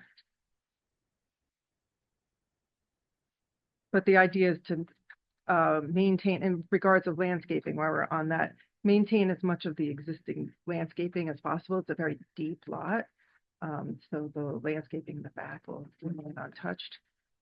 There are some shrubs in the front of the house that have probably seen some better days, so those will be freshened up. And just for clarity purposes, the picture in the upper right hand corner on this. Yes, correct. Okay. Correct. The garage is at the basement level, so while it's included in the gross square footage of the house, it does reduce the bulk of the home because of that. The rest of the basement's not included for the floor area ratio per the ordinance.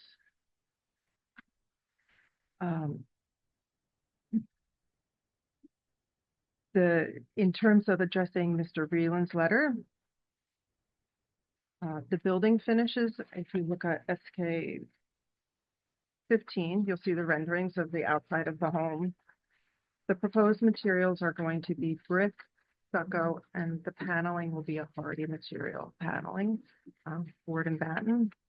The colors depicted are creams and sand tone windows and warm browns for the overall aesthetic of the house.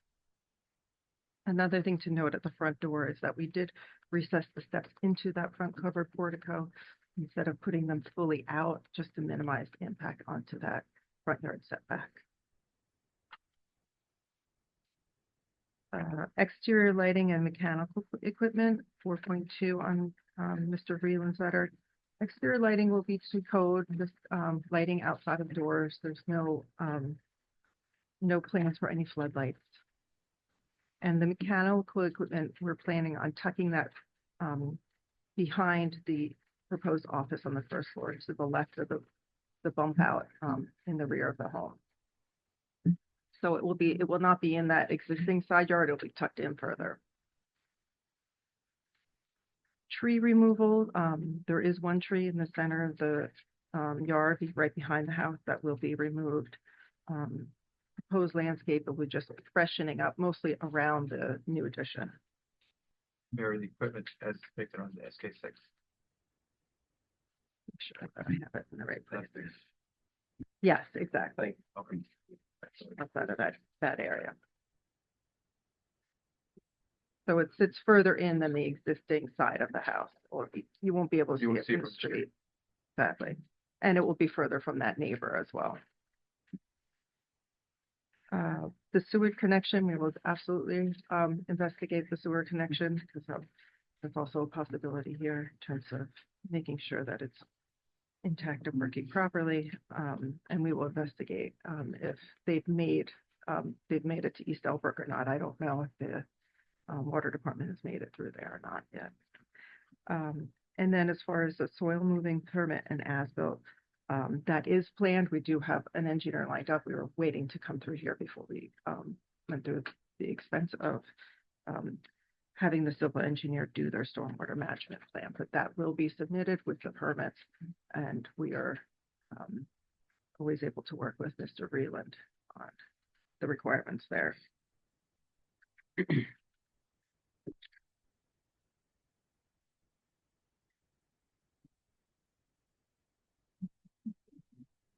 All right. I'm sorry. Yeah, so bring up the stormwater management, yeah, we will address that. Yeah, but the leaders, dry wells. Yes, they'll all go into dry wells.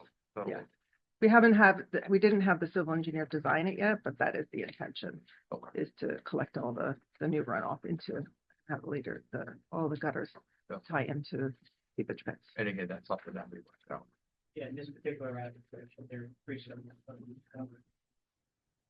They'll be required to put together a plot plan and a soil application. Grading, still.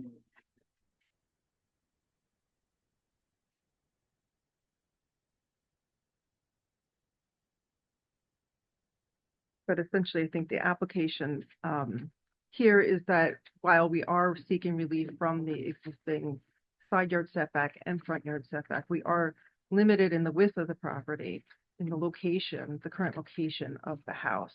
And the areas that we are adding on to and seeking relief to are still very in keeping with the neighborhood. There's no detriment to the adjoining properties by these additions. They are existing setbacks. We're adding on, but we're also updating the overall look of the house. And again, the add-ons generally, basically all towards that exception. Yes, the bulk of the additions, yes, is towards the back. It's just, there's a portion of the second floor where the aesthetic design and the layout of the house was really better to build on top of that existing footprint than put it all in the back. By putting it all in the back, the house would be a little unbalanced, and we probably would yield a bigger house because of hallways to get to that space. This layout leads for a nice, concise central hallway with the bedrooms off of it, very traditional layout. And we were trying to keep the footprint to a minimum as well, because obviously that side yard setback also keeps growing. But the width of the property is also limiting in the terms of, it is an oversized lot, it is very deep. If we were to tear down the whole property, we could build a 7,000 square foot house. It's not the intention here. The intention is to try to enhance what's there now and really relate to these adjoining properties in the neighborhood.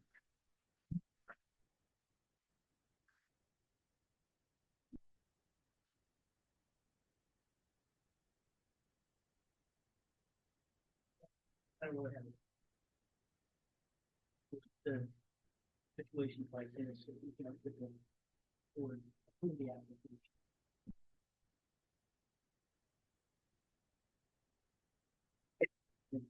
We acknowledge that they don't have to be addressed.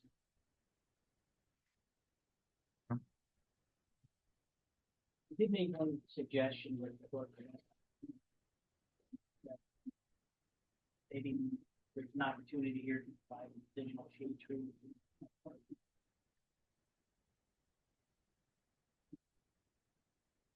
Would you agree?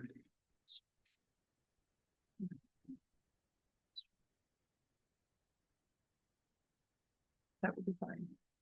We have a new shade tree commission. Okay. Yeah. So just, Committee, thank you. in terms of the shade tree, how would that, just so I can help ensure that this does happen, is it something that we go through the building department, or do we need to contact the shade tree commission?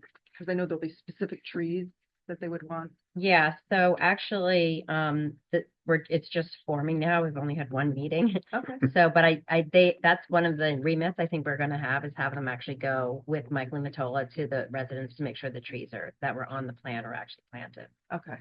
So, so I would put them, on the plans, and then I guess as far as the as-built. Is there someone I can talk to? It doesn't have to talk to get a suggestion for the best. Mike tree to- Limatola. Mike, Yeah. okay. Start with him, and then. Okay. And then, They could be they could be illustrated on the plot plan. Yeah, where they're Right, big, right? right, because you prefer like a deciduous, and there will be, okay, I'll talk to Mike. Yeah.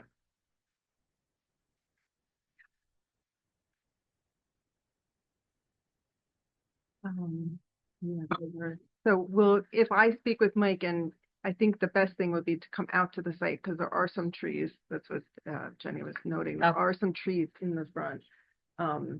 In terms of, is it amenable to whatever Mike agrees to, feels is best if it's one tree maybe on one side, because there's other trees in the Yeah. way, or, okay. yeah, that's fine.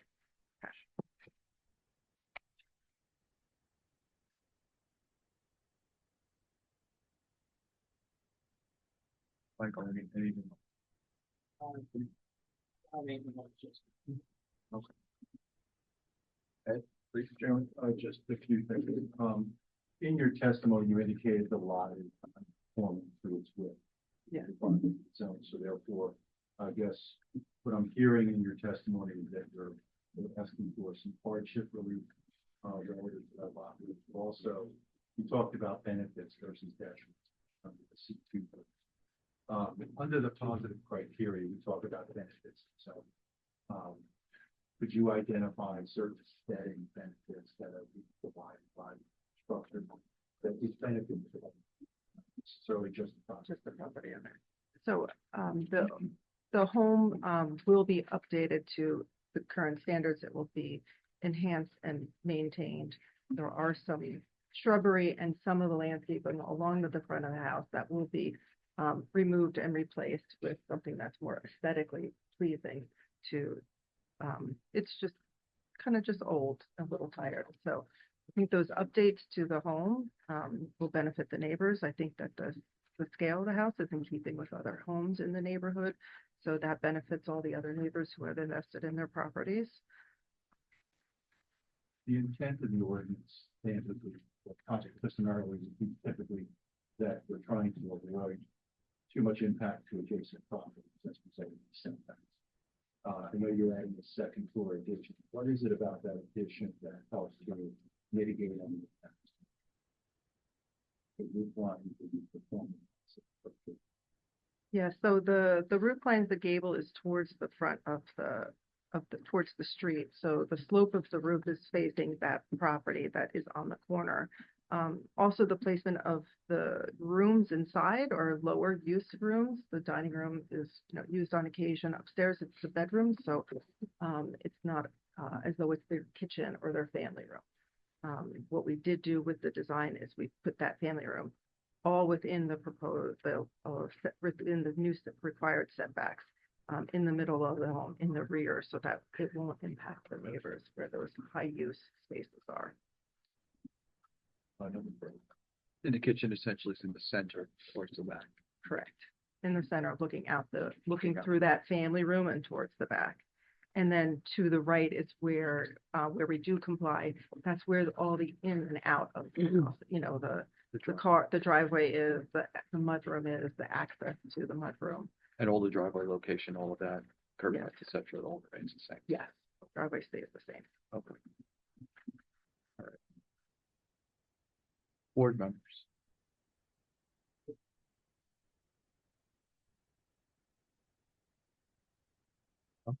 Very thorough. I have a question regarding the front yard setback.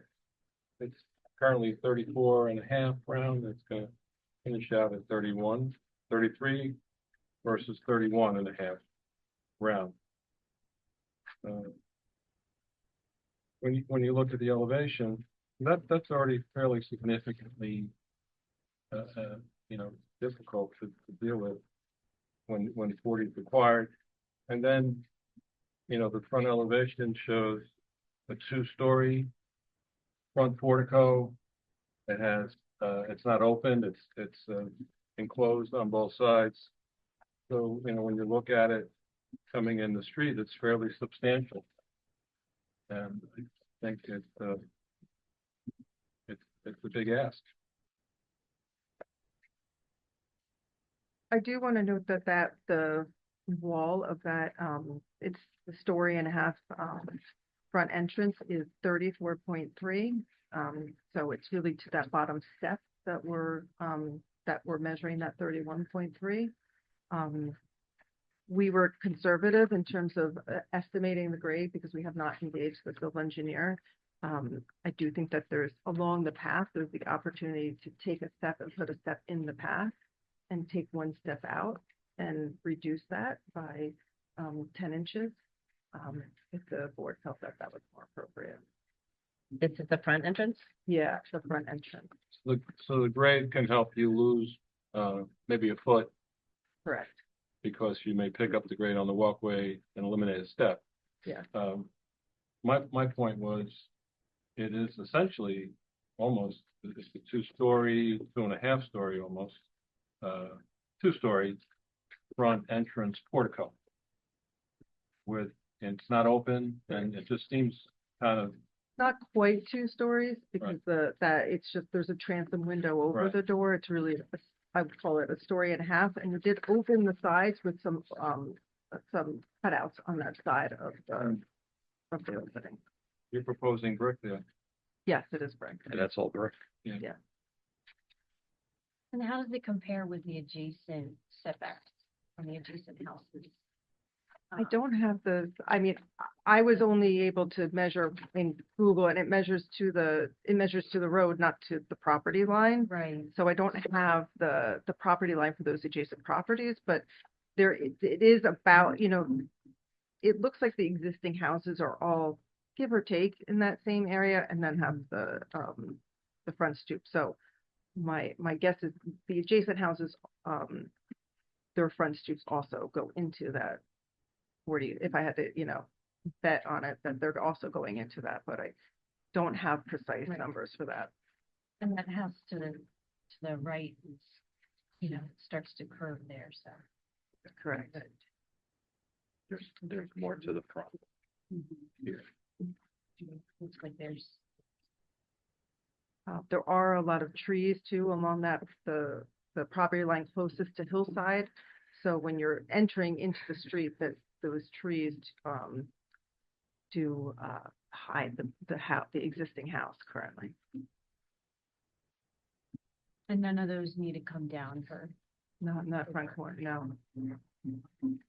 There's just some shrubs that along the front of the wall that very close to the house that may come down, but then they will be replaced.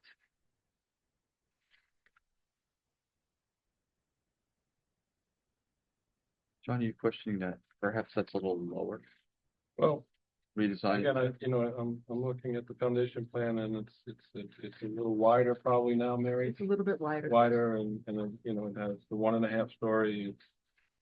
It just seems a strong element.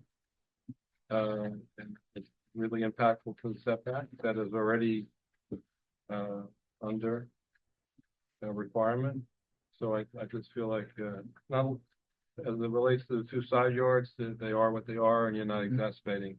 This seems to exacerbate the front, and that's what I'm saying. I mean, it has an alternate, elevation been considered possibly?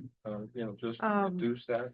We had looked at other front porches that really spanned more across, or a more condensed square footage, rather than putting a front porch across the entire, or 2/3 of the house was another consideration. How about a recess? But we did not want to deal with the water issues of recessing the steps into the existing foundation.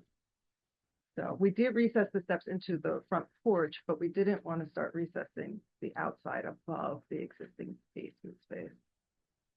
It can be done, but it always becomes a water issue. How deep is the landing at the top? It's 4 feet. 4 feet. So it could be reduced to 3. 3 is code. We were hoping to get a little bit more space. If that's something that the board was we could reduce that to 3 feet. And if we take a step out and put it into the walkway, we can get another 10 inches.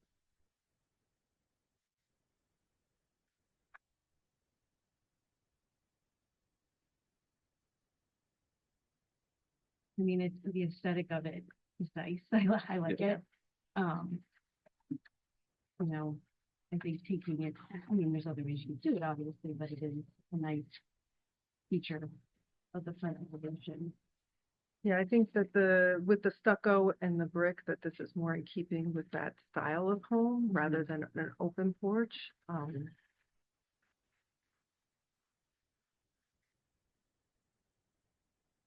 I think that we would be more prone to pull it in a foot and do a 3-foot stoop instead of the 4-foot stoop, to keep that aesthetic with different design.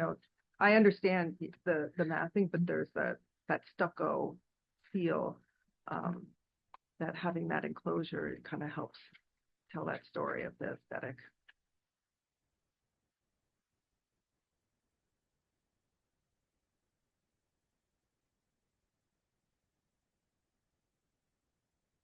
Well, maybe what you mentioned, grade at the front steps, reduction of the platform, get it back to where it was existing, essentially. I don't think we'll get it back to where it was existing. I think we'll be close, though.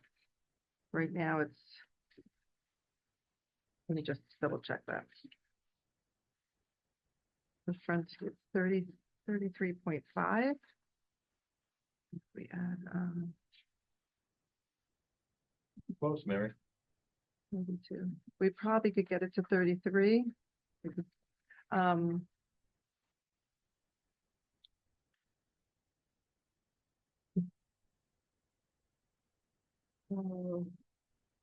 But I think if you really felt that keeping that 33.5 to that front bottom step is important, then we'll work with the landscaping. We can pull that back. our goal would be to come to something that's amenable with the board tonight and avoid having to come back in a month, just because of timing and season. So it would be nice for us to move on, and I think we're willing to say that we would conform that bottom step to be the 33.5, and then that front wall of the front stoop, we can make it, push it back 1 foot, so it'd be 35.3.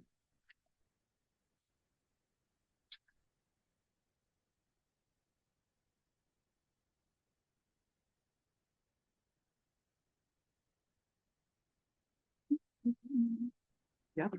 The front wall of the porch, we would push back to 1 foot, and it would yield a 35.3 setback there. And then we would do the bottom step so that it would match what's there today, the 33.5. Thank you. And if we need an extra step, we'll put that in the walkway. You good with that, Jim? John, Yeah. does that satisfy? I think, I think the massing is certainly troubling to me, but, just as we're holding the side yards, We would be you're holding the front. trying as well, at the front setback. Is it ever considered, maybe we have answered this question already, was that the roof for the portico would just be a floating roof for the portico as opposed, because the thing that makes it look imposing is that the walls are closed in. So it looks like the entire structure comes Yeah. out. The aesthetic of the house with the stucco and the brick really yielded something, an aesthetic, like a somewhat enclosed porch to convey the aesthetics that they were that they would like. The open porch would probably be more of a colonial clapboard style home for that open porch rather than the. Seems more of a front door for a much larger house. Yeah. I guess, is what it comes across as. Knowing the neighborhood pretty well. Right, Yeah. right. And There if is that, a if perhaps stucco that house was, around, like if on the other end of Elbrook, there is like a U, there is a big stucco house with, the coins, and it's like a much larger scale than this house. So that style is in the neighborhood. This isn't exactly that style, but still more of a Tudor, an updated Tudor look. There's a very large house going up across hillside. On the other side of, On the other East Elbrook, side, right? that's an example, that's just a floating roof, it's not Right. a closure coming out, so I think that's more traditional for the neighbors. Right.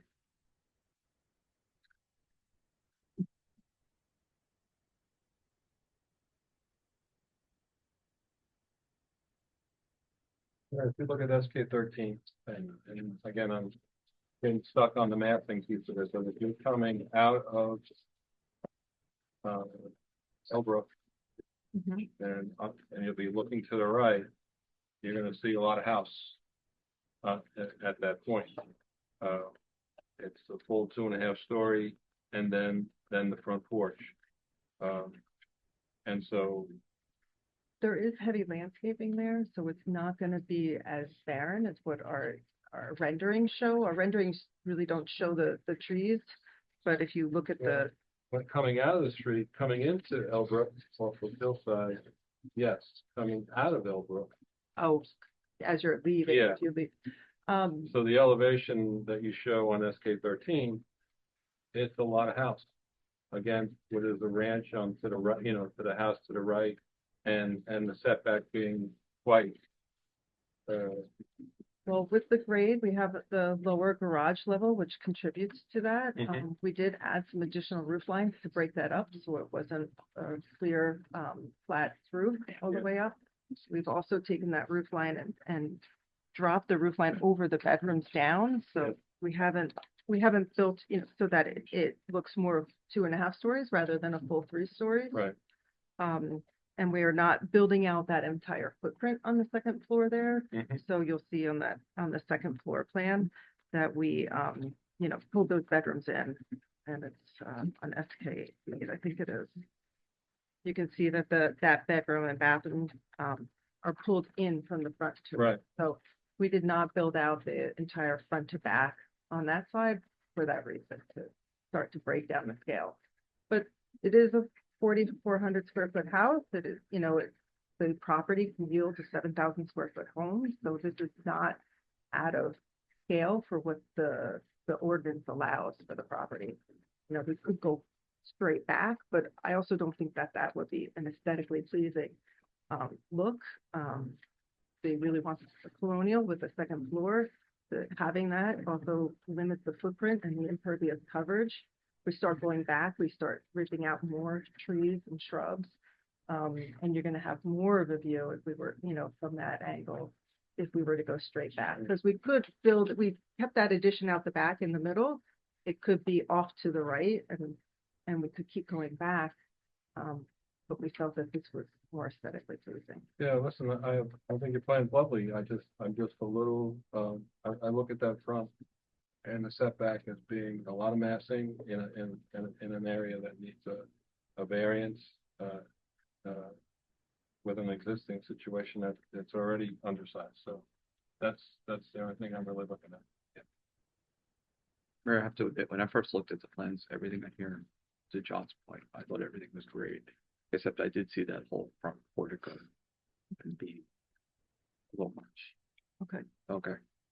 Or perhaps the roof line, Melissa and I were just discussing, perhaps the roof line could be dropped a little bit without hurting. Maybe, do you mind if I just take a couple minutes to, Knock yourself or out, if please. I know that there's people from the public here, maybe I would like to hear if there's other things that, is that possible to? I could open it up to the public as long as the board doesn't have any. Or if else. I'm sorry, open up to the public, I'm sorry. Oh, As that's long as okay, board or the board can finish, if there's other questions. Board, from the board, any just other so we can questions? take in No, that's more than, all of the considerations instead of, to because this expedite. is all your witness group, right? That's Yes, it. correct. Okay. So, all right, I am going to open up to now for public comment, okay, based on everything that you've heard here. So please come up, state your name, address. Okay, Yes.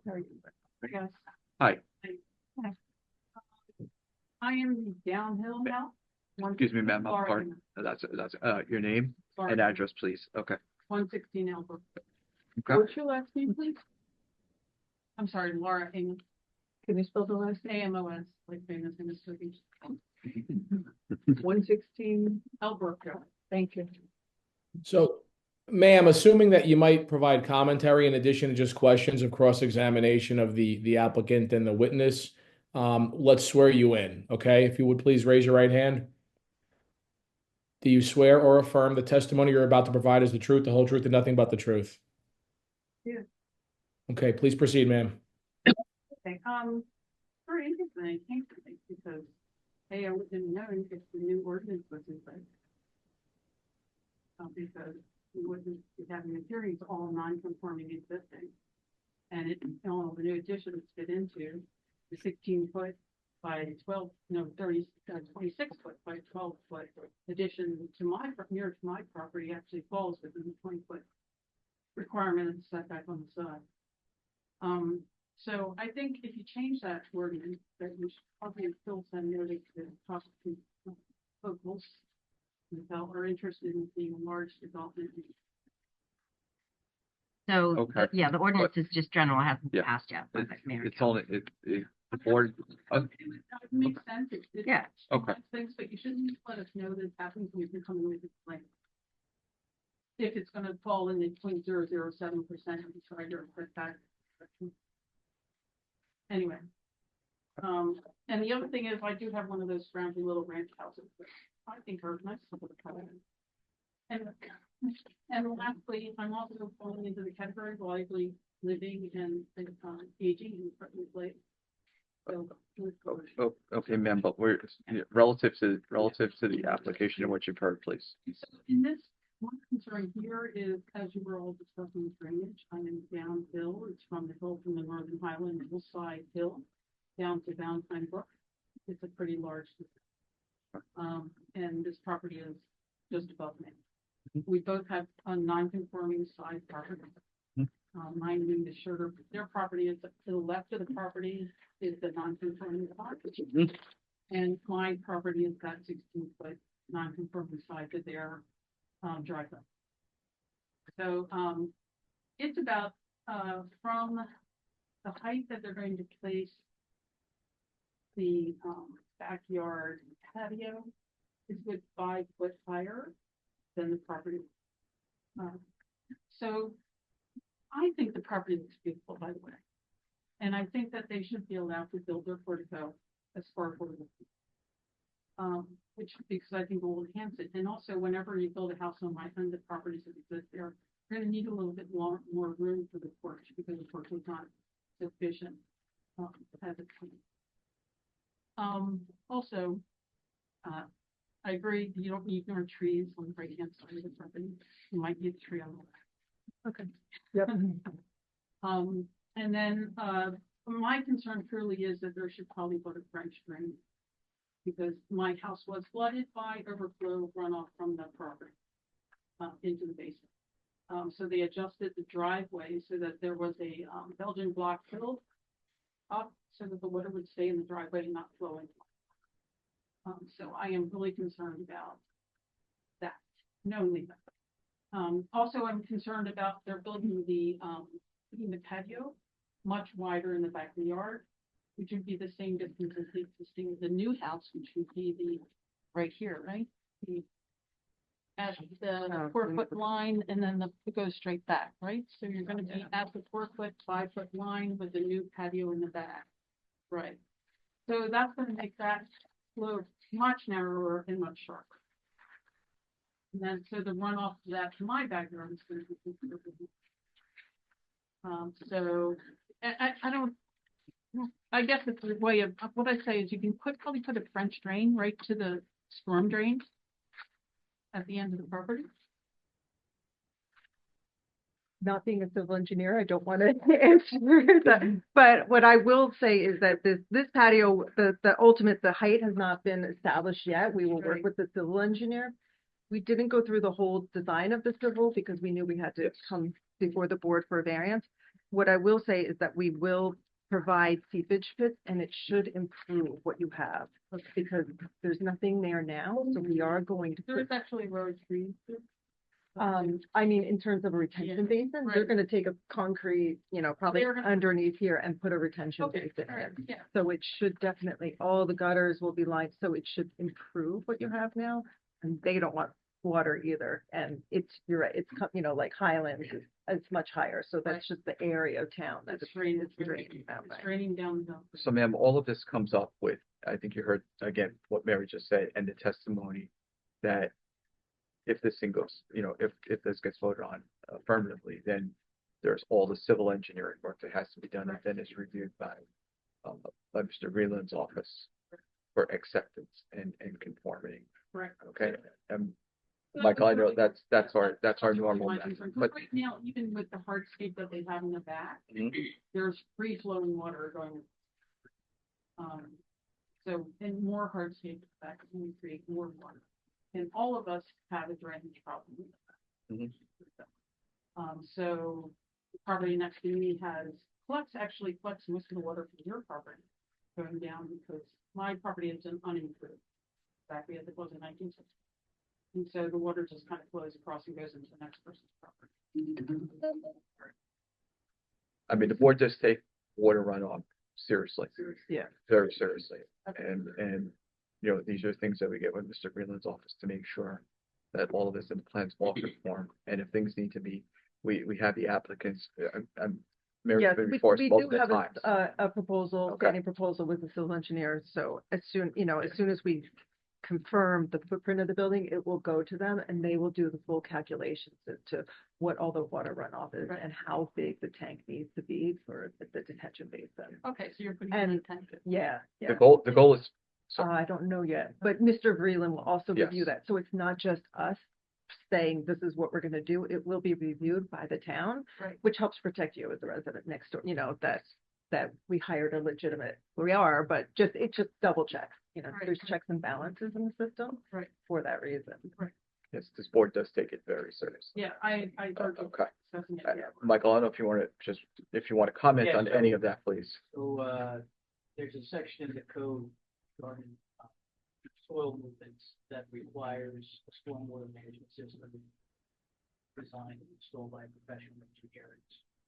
Part of that before it's constructed or during construction, they'll take soil samples to make sure the soils what they can design. And generally, it's sized to accommodate 3 inches of rain.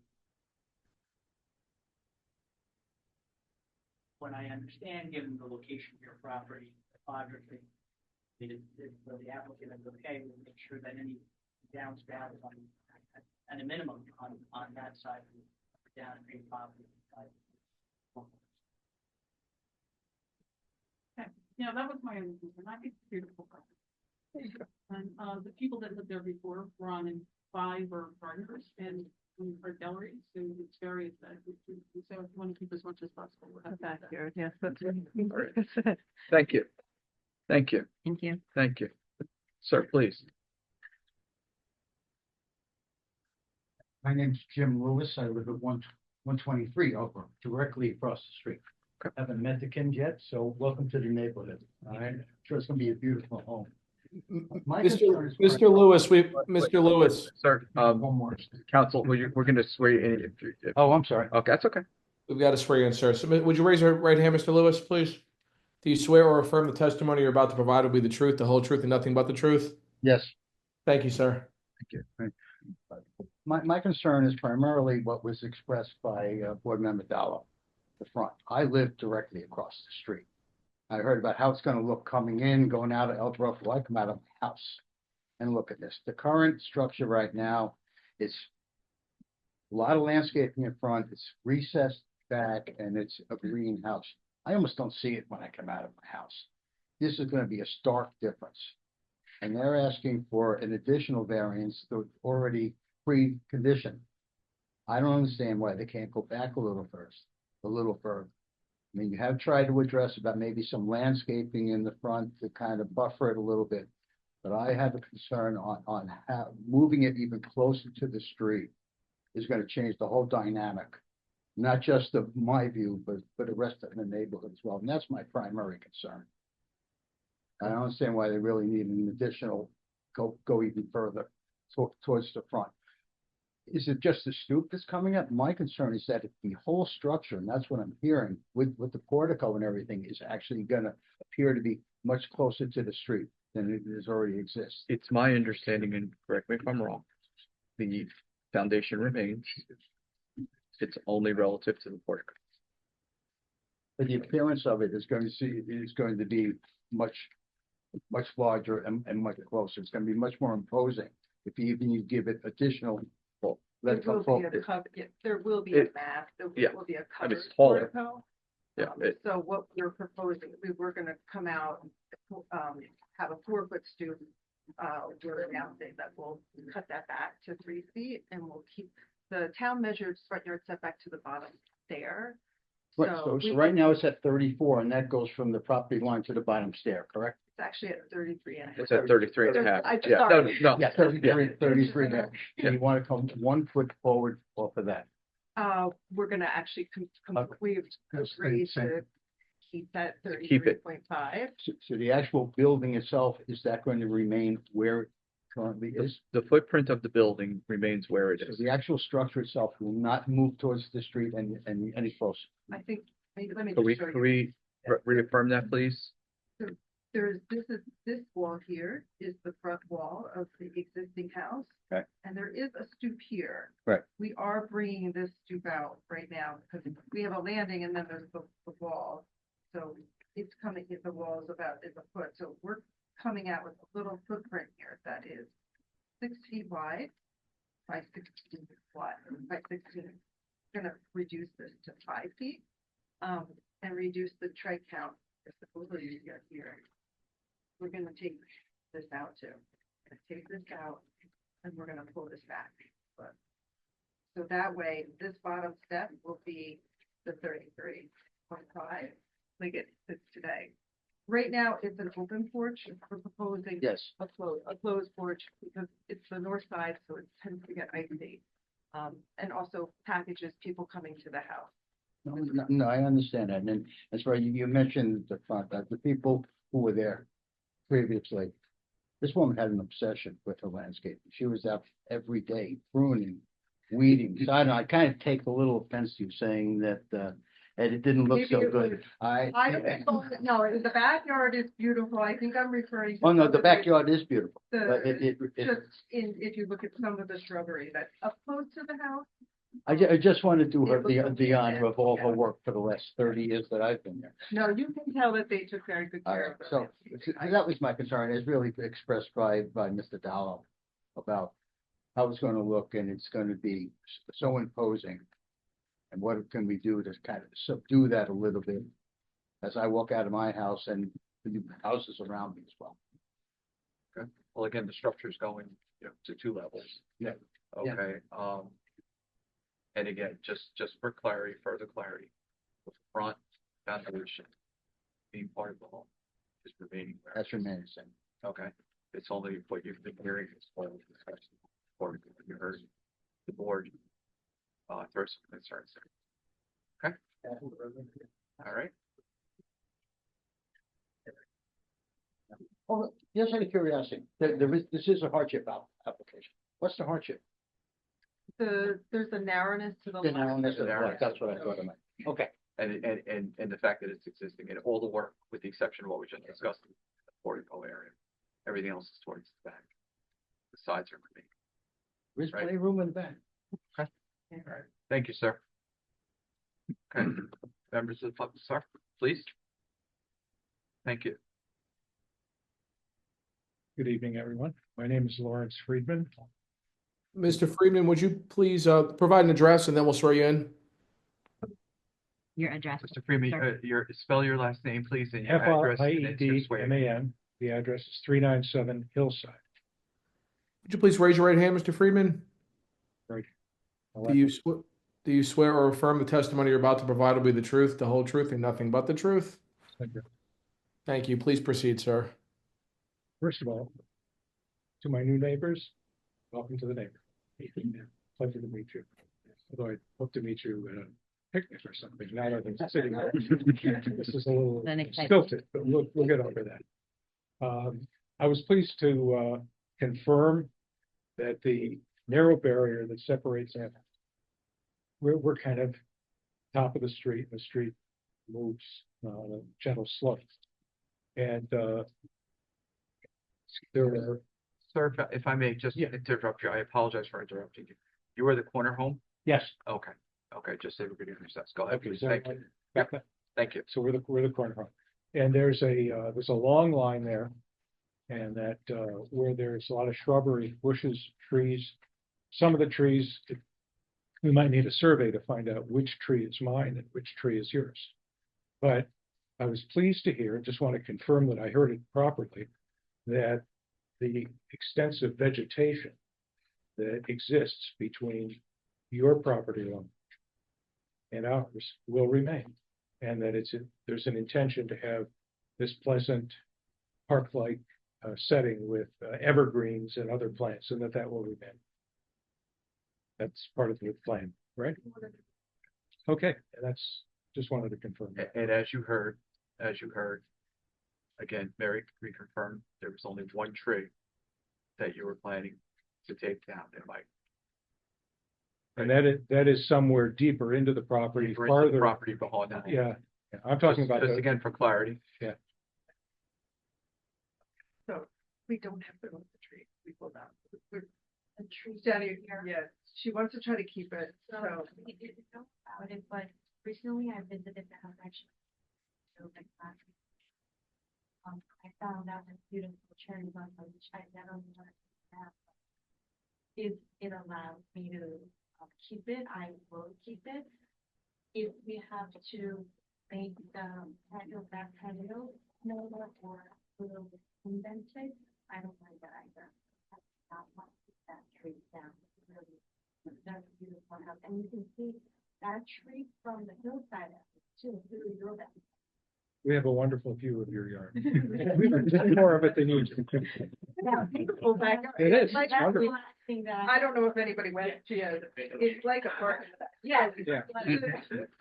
So what I'll tell the board is the patio area that we put there, it's just a placeholder, quite honestly, just to show that they can put a patio in there and we're still within the coverage. And we will design for some sort of coverage. You know, we will get engaged a landscape designer to do this, and we'll work to keep that tree as possible. Let's suggest. I was pleased also to see that that Hughes is in the minutes for this meeting. She worked every day, including in inclement weather, to keep the beautiful park-like setting that's in the back with the pathway. And she was always there doing something to improve the property. So I'm glad this is like a testimonial. Okay. That's it. Thank you very much. Thank you. Thank Very you. Interesting one. Thank you. Thank you. Thank you. Okay. All right. Yeah. Mary is absolutely right. Excuse me. Oh, okay. We just All right. have to get you back on the record. Okay, you don't have to be sworn in, but so that get you back on the record. Please, go ahead, state your name again or not. Laura Ingham, 116 Elbrook Drive. Right, thank you. And you're already sworn in, so please Yeah. go ahead. I just wanted to make a comment in support of Mary's statement about the covering the steps. It's very important. Those steps get turned to complete ice all winter long. So if there's nothing, mine only has a semi-coverage, so everywhere a lot beyond that coverage turns complete ice. And every house that has been renovated on that side of the street has put a coverage over the steps. Okay. Thank you. Yeah. Okay, any other members of the public comment on anything you've heard? Okay, seeing none, bringing it back to the board. Discussion? So Mary, you're gonna talk to Yeah. your clients about possibly not making it so bulky, maybe just having it covered, but maybe more open, so it doesn't. So some of the comments that we all said. Yeah, or even if we can drop that roof. Okay. All right, so go ahead and we'll give you a couple minutes. Take a recess. Want to recess? 5-minute recess?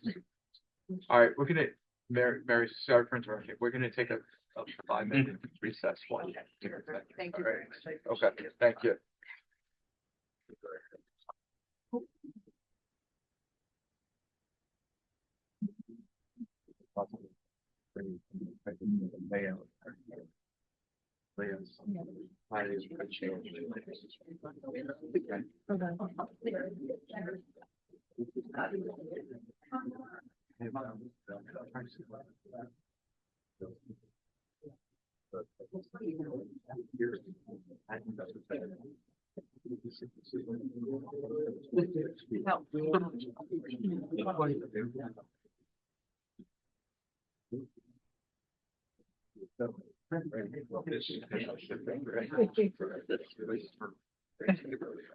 Yeah.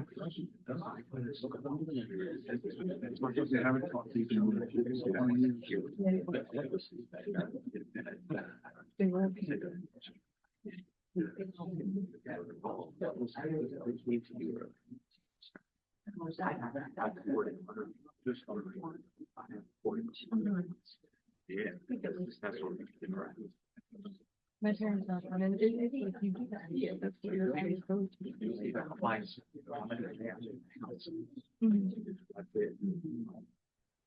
Not even as high. Yeah. And it's an A versus A coming. Yeah.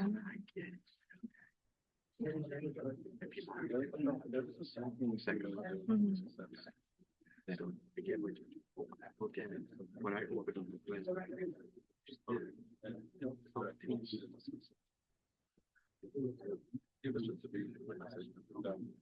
Yeah, I think it's just because they're mixing.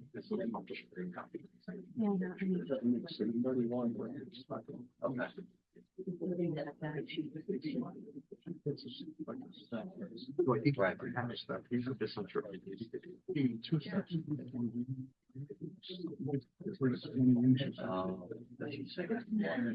No, she's just gonna raise the grade here. I think so this walkway is gonna start higher. This walkway up on that here. Thinking that. Okay. like that, Oh, no. and then it'll step down here, and then step down here, and then this will stay the same. You're just gonna take this height and move it here, So that's really, which will then pull that in. And, she's talking about possibly lowering that. It's not a big deal.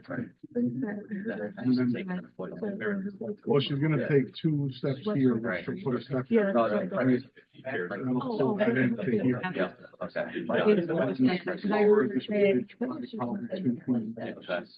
So this is gonna like, it's gonna shrink it. Right. Right. So, Yeah. right now, I think they're at 33.5, they're gonna stay at 33. Yeah. So the dimension from the street is gonna stay the same. Right. And this is gonna come down like 2 feet. Yeah, it's gonna be kind of like shrunk. Yeah, like. I remember those plans. It's gonna shrink a little, which is fine. I mean, the one thing I thought was really, I thought she was gonna take this roof line and maybe pull it across. Yeah. Get rid of this. Yeah, yeah. Maybe do some metal up here. Yeah. Yes, yeah, that's right. You know, Yeah. I know, because if you do that, then you're at least just putting this a little bit where it softens. They used to use these a lot, like mid to, like, I would say, late 80s into the late Yeah, you don't 90s. see that. Yeah, it's pretty. Everybody used to do that. It was just, they used to keep them. If the grade was different, this would kind of be open up until here, all the way down. So you can, so it was like a real open, 3-sided open porch, and really just to cover yourself and like, if somebody's waiting in the rain. Yeah, let them yeah. down.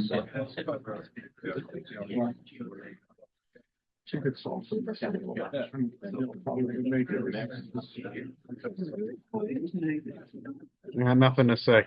It's getting geared Listen, up if I- Wednesday. You getting ready for Wednesday? Hour reserve. Hour reserve. Don't worry, Linda, you know me. If I got something to say, I'm gonna say it.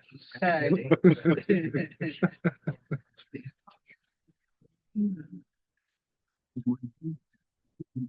6 minutes. You gotta get it, yeah.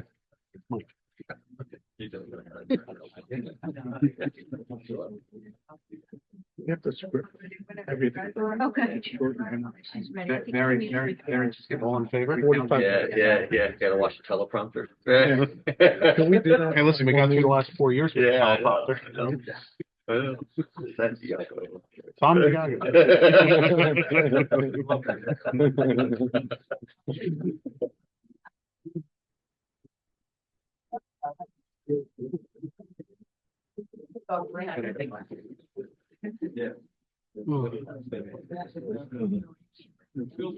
Mike, you're on minute 6. We have to pay the. Yeah. He has made all the bills. So it's that. So we just try to get.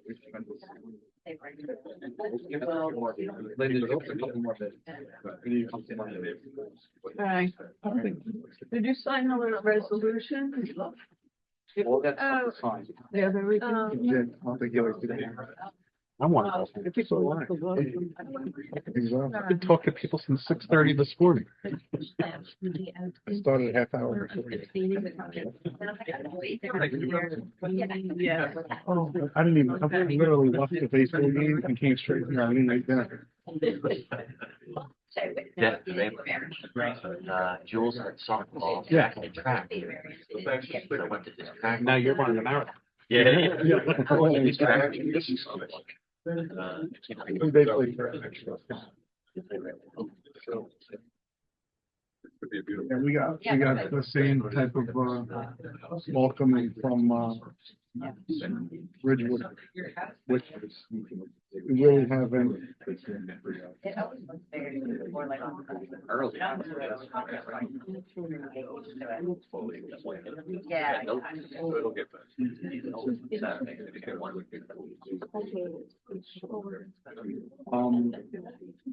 We, I've been saying, we didn't really, the boys have been doing well. They're eating, now they're eating great. But they really didn't. They weren't, you know, and Ridgewood was up until today was like 5 and 3. I felt like Ridgewood had a tougher schedule to start. I know those boys and and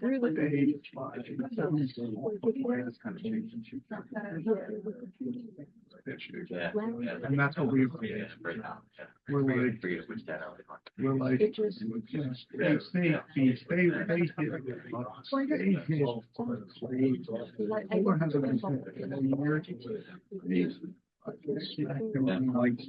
like, like 2 innings, but just so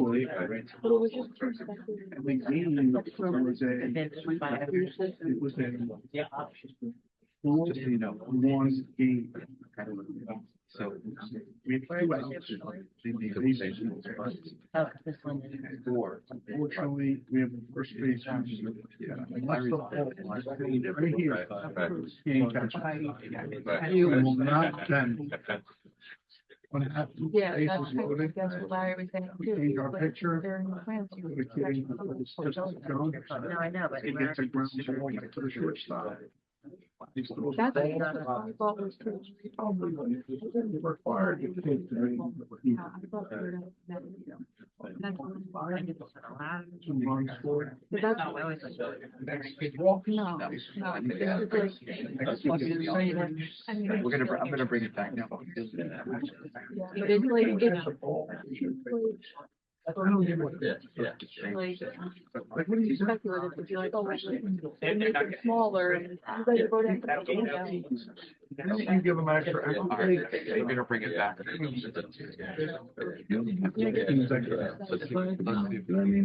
All right, everybody.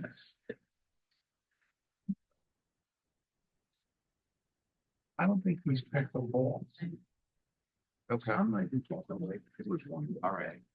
I'm bringing it back. Mary, give you 2 more minutes.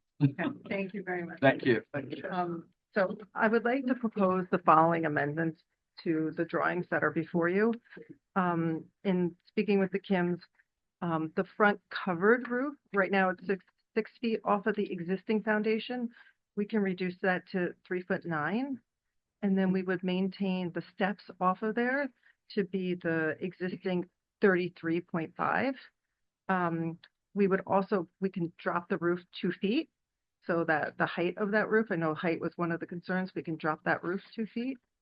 The column, the brick on either side of the archway we can narrow that up. Right now it's 4 feet. We'll narrow that up to 3 feet so that it's not so thick and wide. The openings on the side of the covered front porch, we'll drop those openings all the way to the ground and we can put an open railing in instead of having it be solid. So that when you're coming in from either side, looking at the house from the corner, you'll be able to see through that opening that's on the side of the front porch.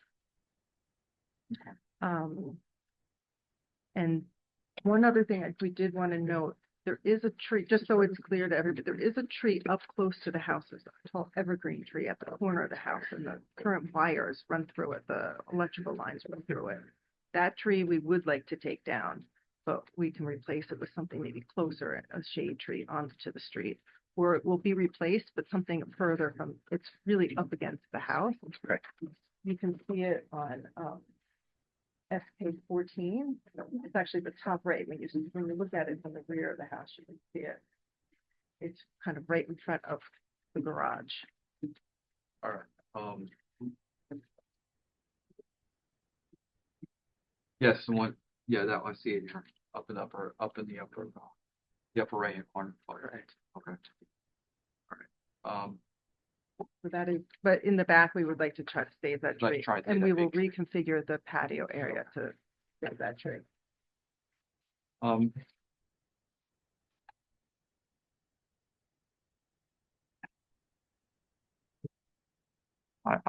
I would feel more comfortable, and I think the board would feel comfortable seeing the revised plans. Okay. All right. Make him come back? Why? Yeah, I don't think, I don't know. What do we do? No, I don't think we. Well, all right, wait, Larry, Yeah, I mean, look, my thought is we're talking about several dimensional changes of the area that involves the impacted aspect of the structure and the relief. I don't know that we're going to capture all this on the fly and bake it into a resolution with the dimensions just caught. I mean, I think that I understand the applicant wants to move forward. Every applicant wants to go. But my thought is the applicant should probably show the board revised plans. If that's the board's wish, that's my thought. If the board, is inclined to vote tonight with these changes, we're going to have to work with Ms. Grove's office to understand the scope of those changes, the specifics, and I think we've got to put them on the record in thorough detail. I captured some of your dimensions, Ms. Grove, but not all of them, because there are about 5 or 6, I think, changes you're making to the front area that you just mentioned that are going to be part of the board's consideration for an approval. So the board can go either way. I don't particularly see it being prudent to vote tonight if you don't know what you're looking at, but if the board's comfortable with the application, that's, it's the voting board's choice. Maybe as a between the two, if the board felt that it was something that was going to be approvable, we can authorize Larry to prepare a resolution. Right, could it Every next meeting, those plans then could be in board to confirm. Those were the plans that we were satisfied with the same night as the resolution could be ready for the record. this way we get it. We don't, I think that's, is that possible? Larry, is that a possibility? Yeah, no, the board could certainly authorize me to prepare a resolution of approval, and they ultimately defer voting on the case until you see those revised plans. And what would happen at the next meeting is the memorialization of the resolution and the board vote will be contemporaneous. This way, the applicant doesn't lose time. It could be a limited appearance, but that would require the plans to still be revised between now and the next meeting, subject to board and board professional review, which is exactly what I think should happen. Me preparing a resolution is, kind of perfunctory. It's a matter of whether it's next month or the month after. I don't mind preparing it for May, but I still think that the board's vote should post-date the board's review of the plan revisions that are being assured will be implemented here to satisfy the concerns on the relief. I can get an updated plan to you with these 5 items for next week. You get the updated plans to us as fast as you can. Okay. What was that before? Not next week, next month. No. Well, I would get No, it to them next week so Next that. Okay, I Oh, thought you meant, No. I thought You got the That plans, you can yeah. review it and then And- it's visible for the board. Correct. You'll review it Correct. formally in the meeting, but I will get it so Correct. so Linda can distribute it to Correct. the board members. And then we put you on first dibs. Mhm. We review it because I think it's an aesthetic, it's aesthetic and the changes, that we've laid out there. We have a meeting on Wednesday. Could you do it by Wednesday? That's a good. Well, we're not going to have a resolution prepared by Wednesday, I don't think, on this Well, maybe application. not a resolution, but could we come back on Wednesday with the revisions for review? What do we have on Wednesday? How's our Wednesday? It's, we have 3 applications that night, so I guess if it was quick, maybe if we put you on first, and if it was quick. Michael, with that, I'm still a little lost. I'm gonna Why be can't here we Wednesday. capture everything, their dimensions on a portico, not on any other part of the house. So I don't know why we're asking for, we talked about streamlining the process when we started the meeting. And now we're doing something that's gonna make an applicant come back to revise 4 or 5 dimensions on a portico that I'm almost positive Mary is probably one of the most professional architects to be able to, that we have faith in, that comes before us. Why are we making her do this? Why can't we just resolve it? Let her put it on the record. We could review it when we vote on the resolution to make sure that everything conforms and we move ahead. That's what you would do. That's what Mike Vreeland suggested. That's exactly what would happen. That's what you gotta do, not rush to get a Well- plan to do. Well, Let's okay, vote on it. so I agree. I mean, I mean, if she had the plan ready, we and we look at the plan. You're gonna The vote, next you're gonna meeting, vote and then vote the resolution, you're that's done. one for the rest. Yeah. That's fine, but I think we could still vote on the conditional approval based on what she's testifying to. I mean, again, we can go through up and down the board. I don't have a problem with it. If there's enough people that have a problem with it, then we'll go a certain way.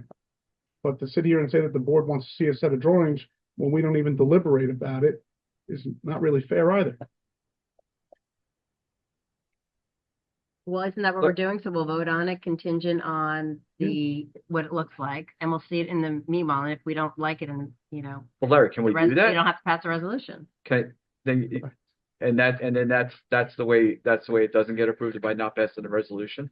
That's right. The only action the board would take tonight, if you want to proceed that way, is authorizing me to prepare a resolution presumptively approving the application as anticipated to be amended by the scrivener of record. In this case, it's architectural plans.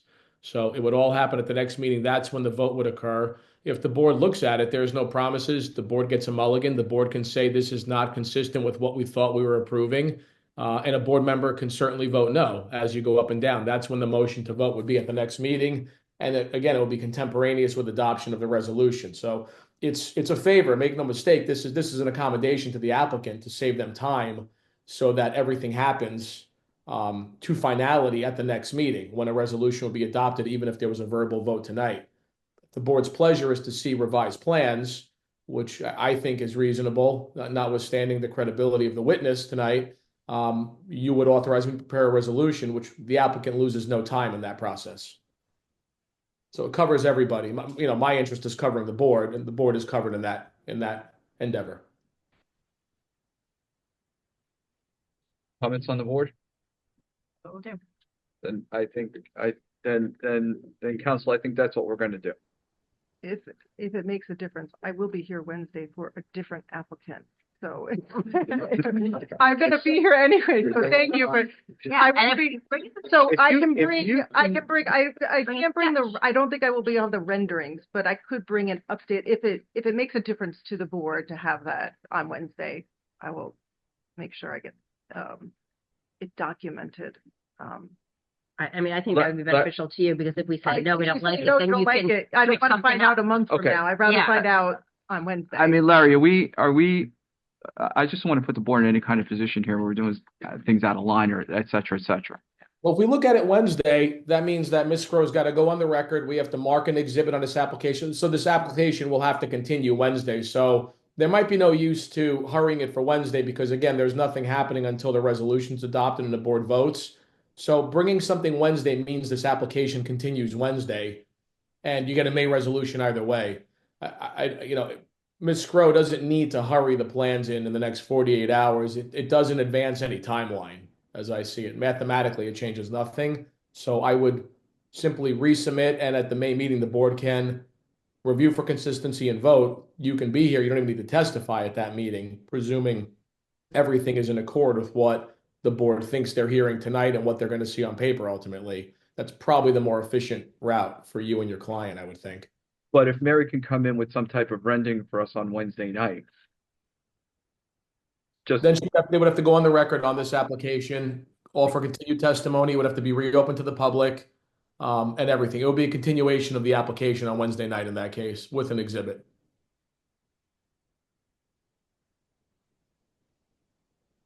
What do you think you could do?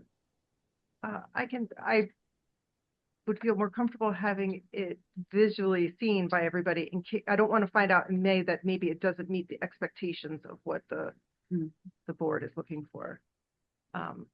Unless you feel like, I can go through the proposed amendments and just see if you all feel comfortable with that.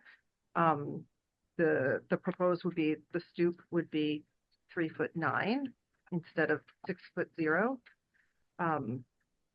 So we're going to take depth off of that front stoop. The steps will meet the existing steps of 33.5. So the bottom step will be the existing front yard setback. The roof will drop 2 feet. The columns would become more narrow. They're 4 feet now. We would make them 3 feet wide. So the massing of that front facade, it will be thinner. And then there's openings on the side of the porch. Those will go down all the way. And instead of, they were at railing height, the sill of that opening, we'll drop that all the way down and we'll put a railing in instead.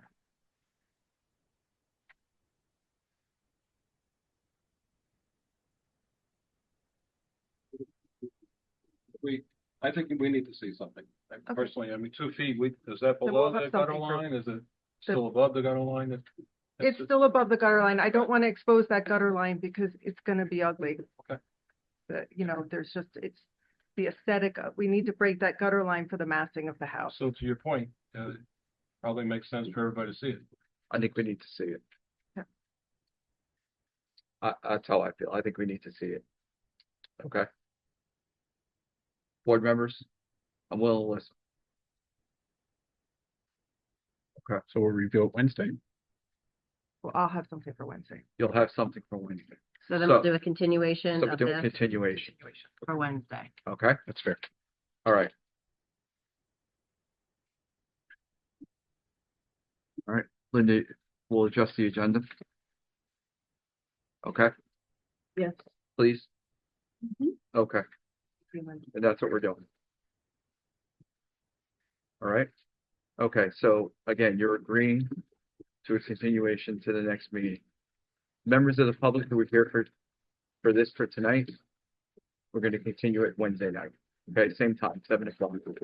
So All right. are we gonna vote on Wednesday night then, Chairman? I Or we're Say gonna go we're to the gonna vote. resolution next month? think we're going to vote Wednesday.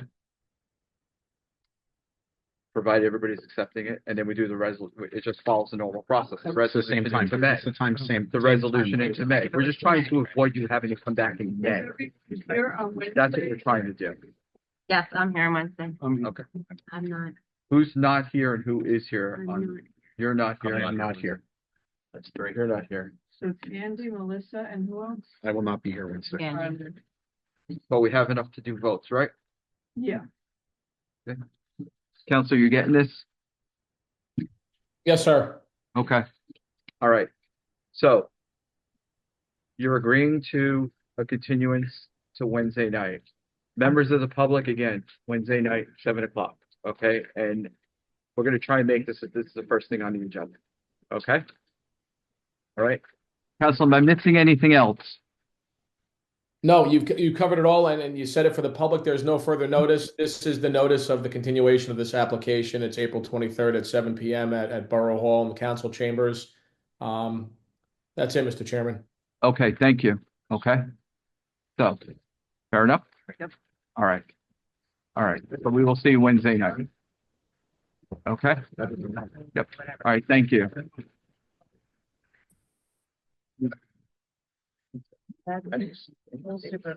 what about? Okay. Anthony? So, Is he, I just that other, that paragraph. Well, I guess All right. Jim should sign it, really. I just wanted, See the distinction between private and public, like where was that? So online. You just Googled it? So this is just, it's a But this is consent what to we're supposed to continue, follow. in chapter. and then it goes up to 23rd. That's it. You can just sign it if you want. Doesn't say anything But about I, it. yeah. Anything about anything. No, it doesn't. That's what Okay. you know. Mary, thank you. So they'll vote on the application on Wednesday, and then then in May, you get the resolution. It'll. Burning the midnight oil. Water quality. That's what happens when you. All right. Thank you. Water, the water. Thank you. Good night. Okay, thank you. Okay, bringing it back. Next is open the meeting to anybody in the public for any comments. Okay, seeing none, I bring it back. Any other business? Okay, we know who's, please, go ahead. Okay, we know who's going to be here Wednesday, who isn't. And that's it. Mary, you have anything? No. Okay, all Be right, done Wednesday. all right, Late. all right, all right. Then motion to adjourn, motion to adjourn? Is saying they're attending other than the three, it's really important that everybody's Yes, here is here. for this, because we have to have a Okay. quorum. Correct. Plus, we Okay. have 3 other applications. Yeah. All right. All right, motion to adjourn? So moved. Second? All in favor? Aye. Aye. Against? No. All right, thank you. Good night, everybody. Good night, Larry. Larry, thank you. Good night. Like,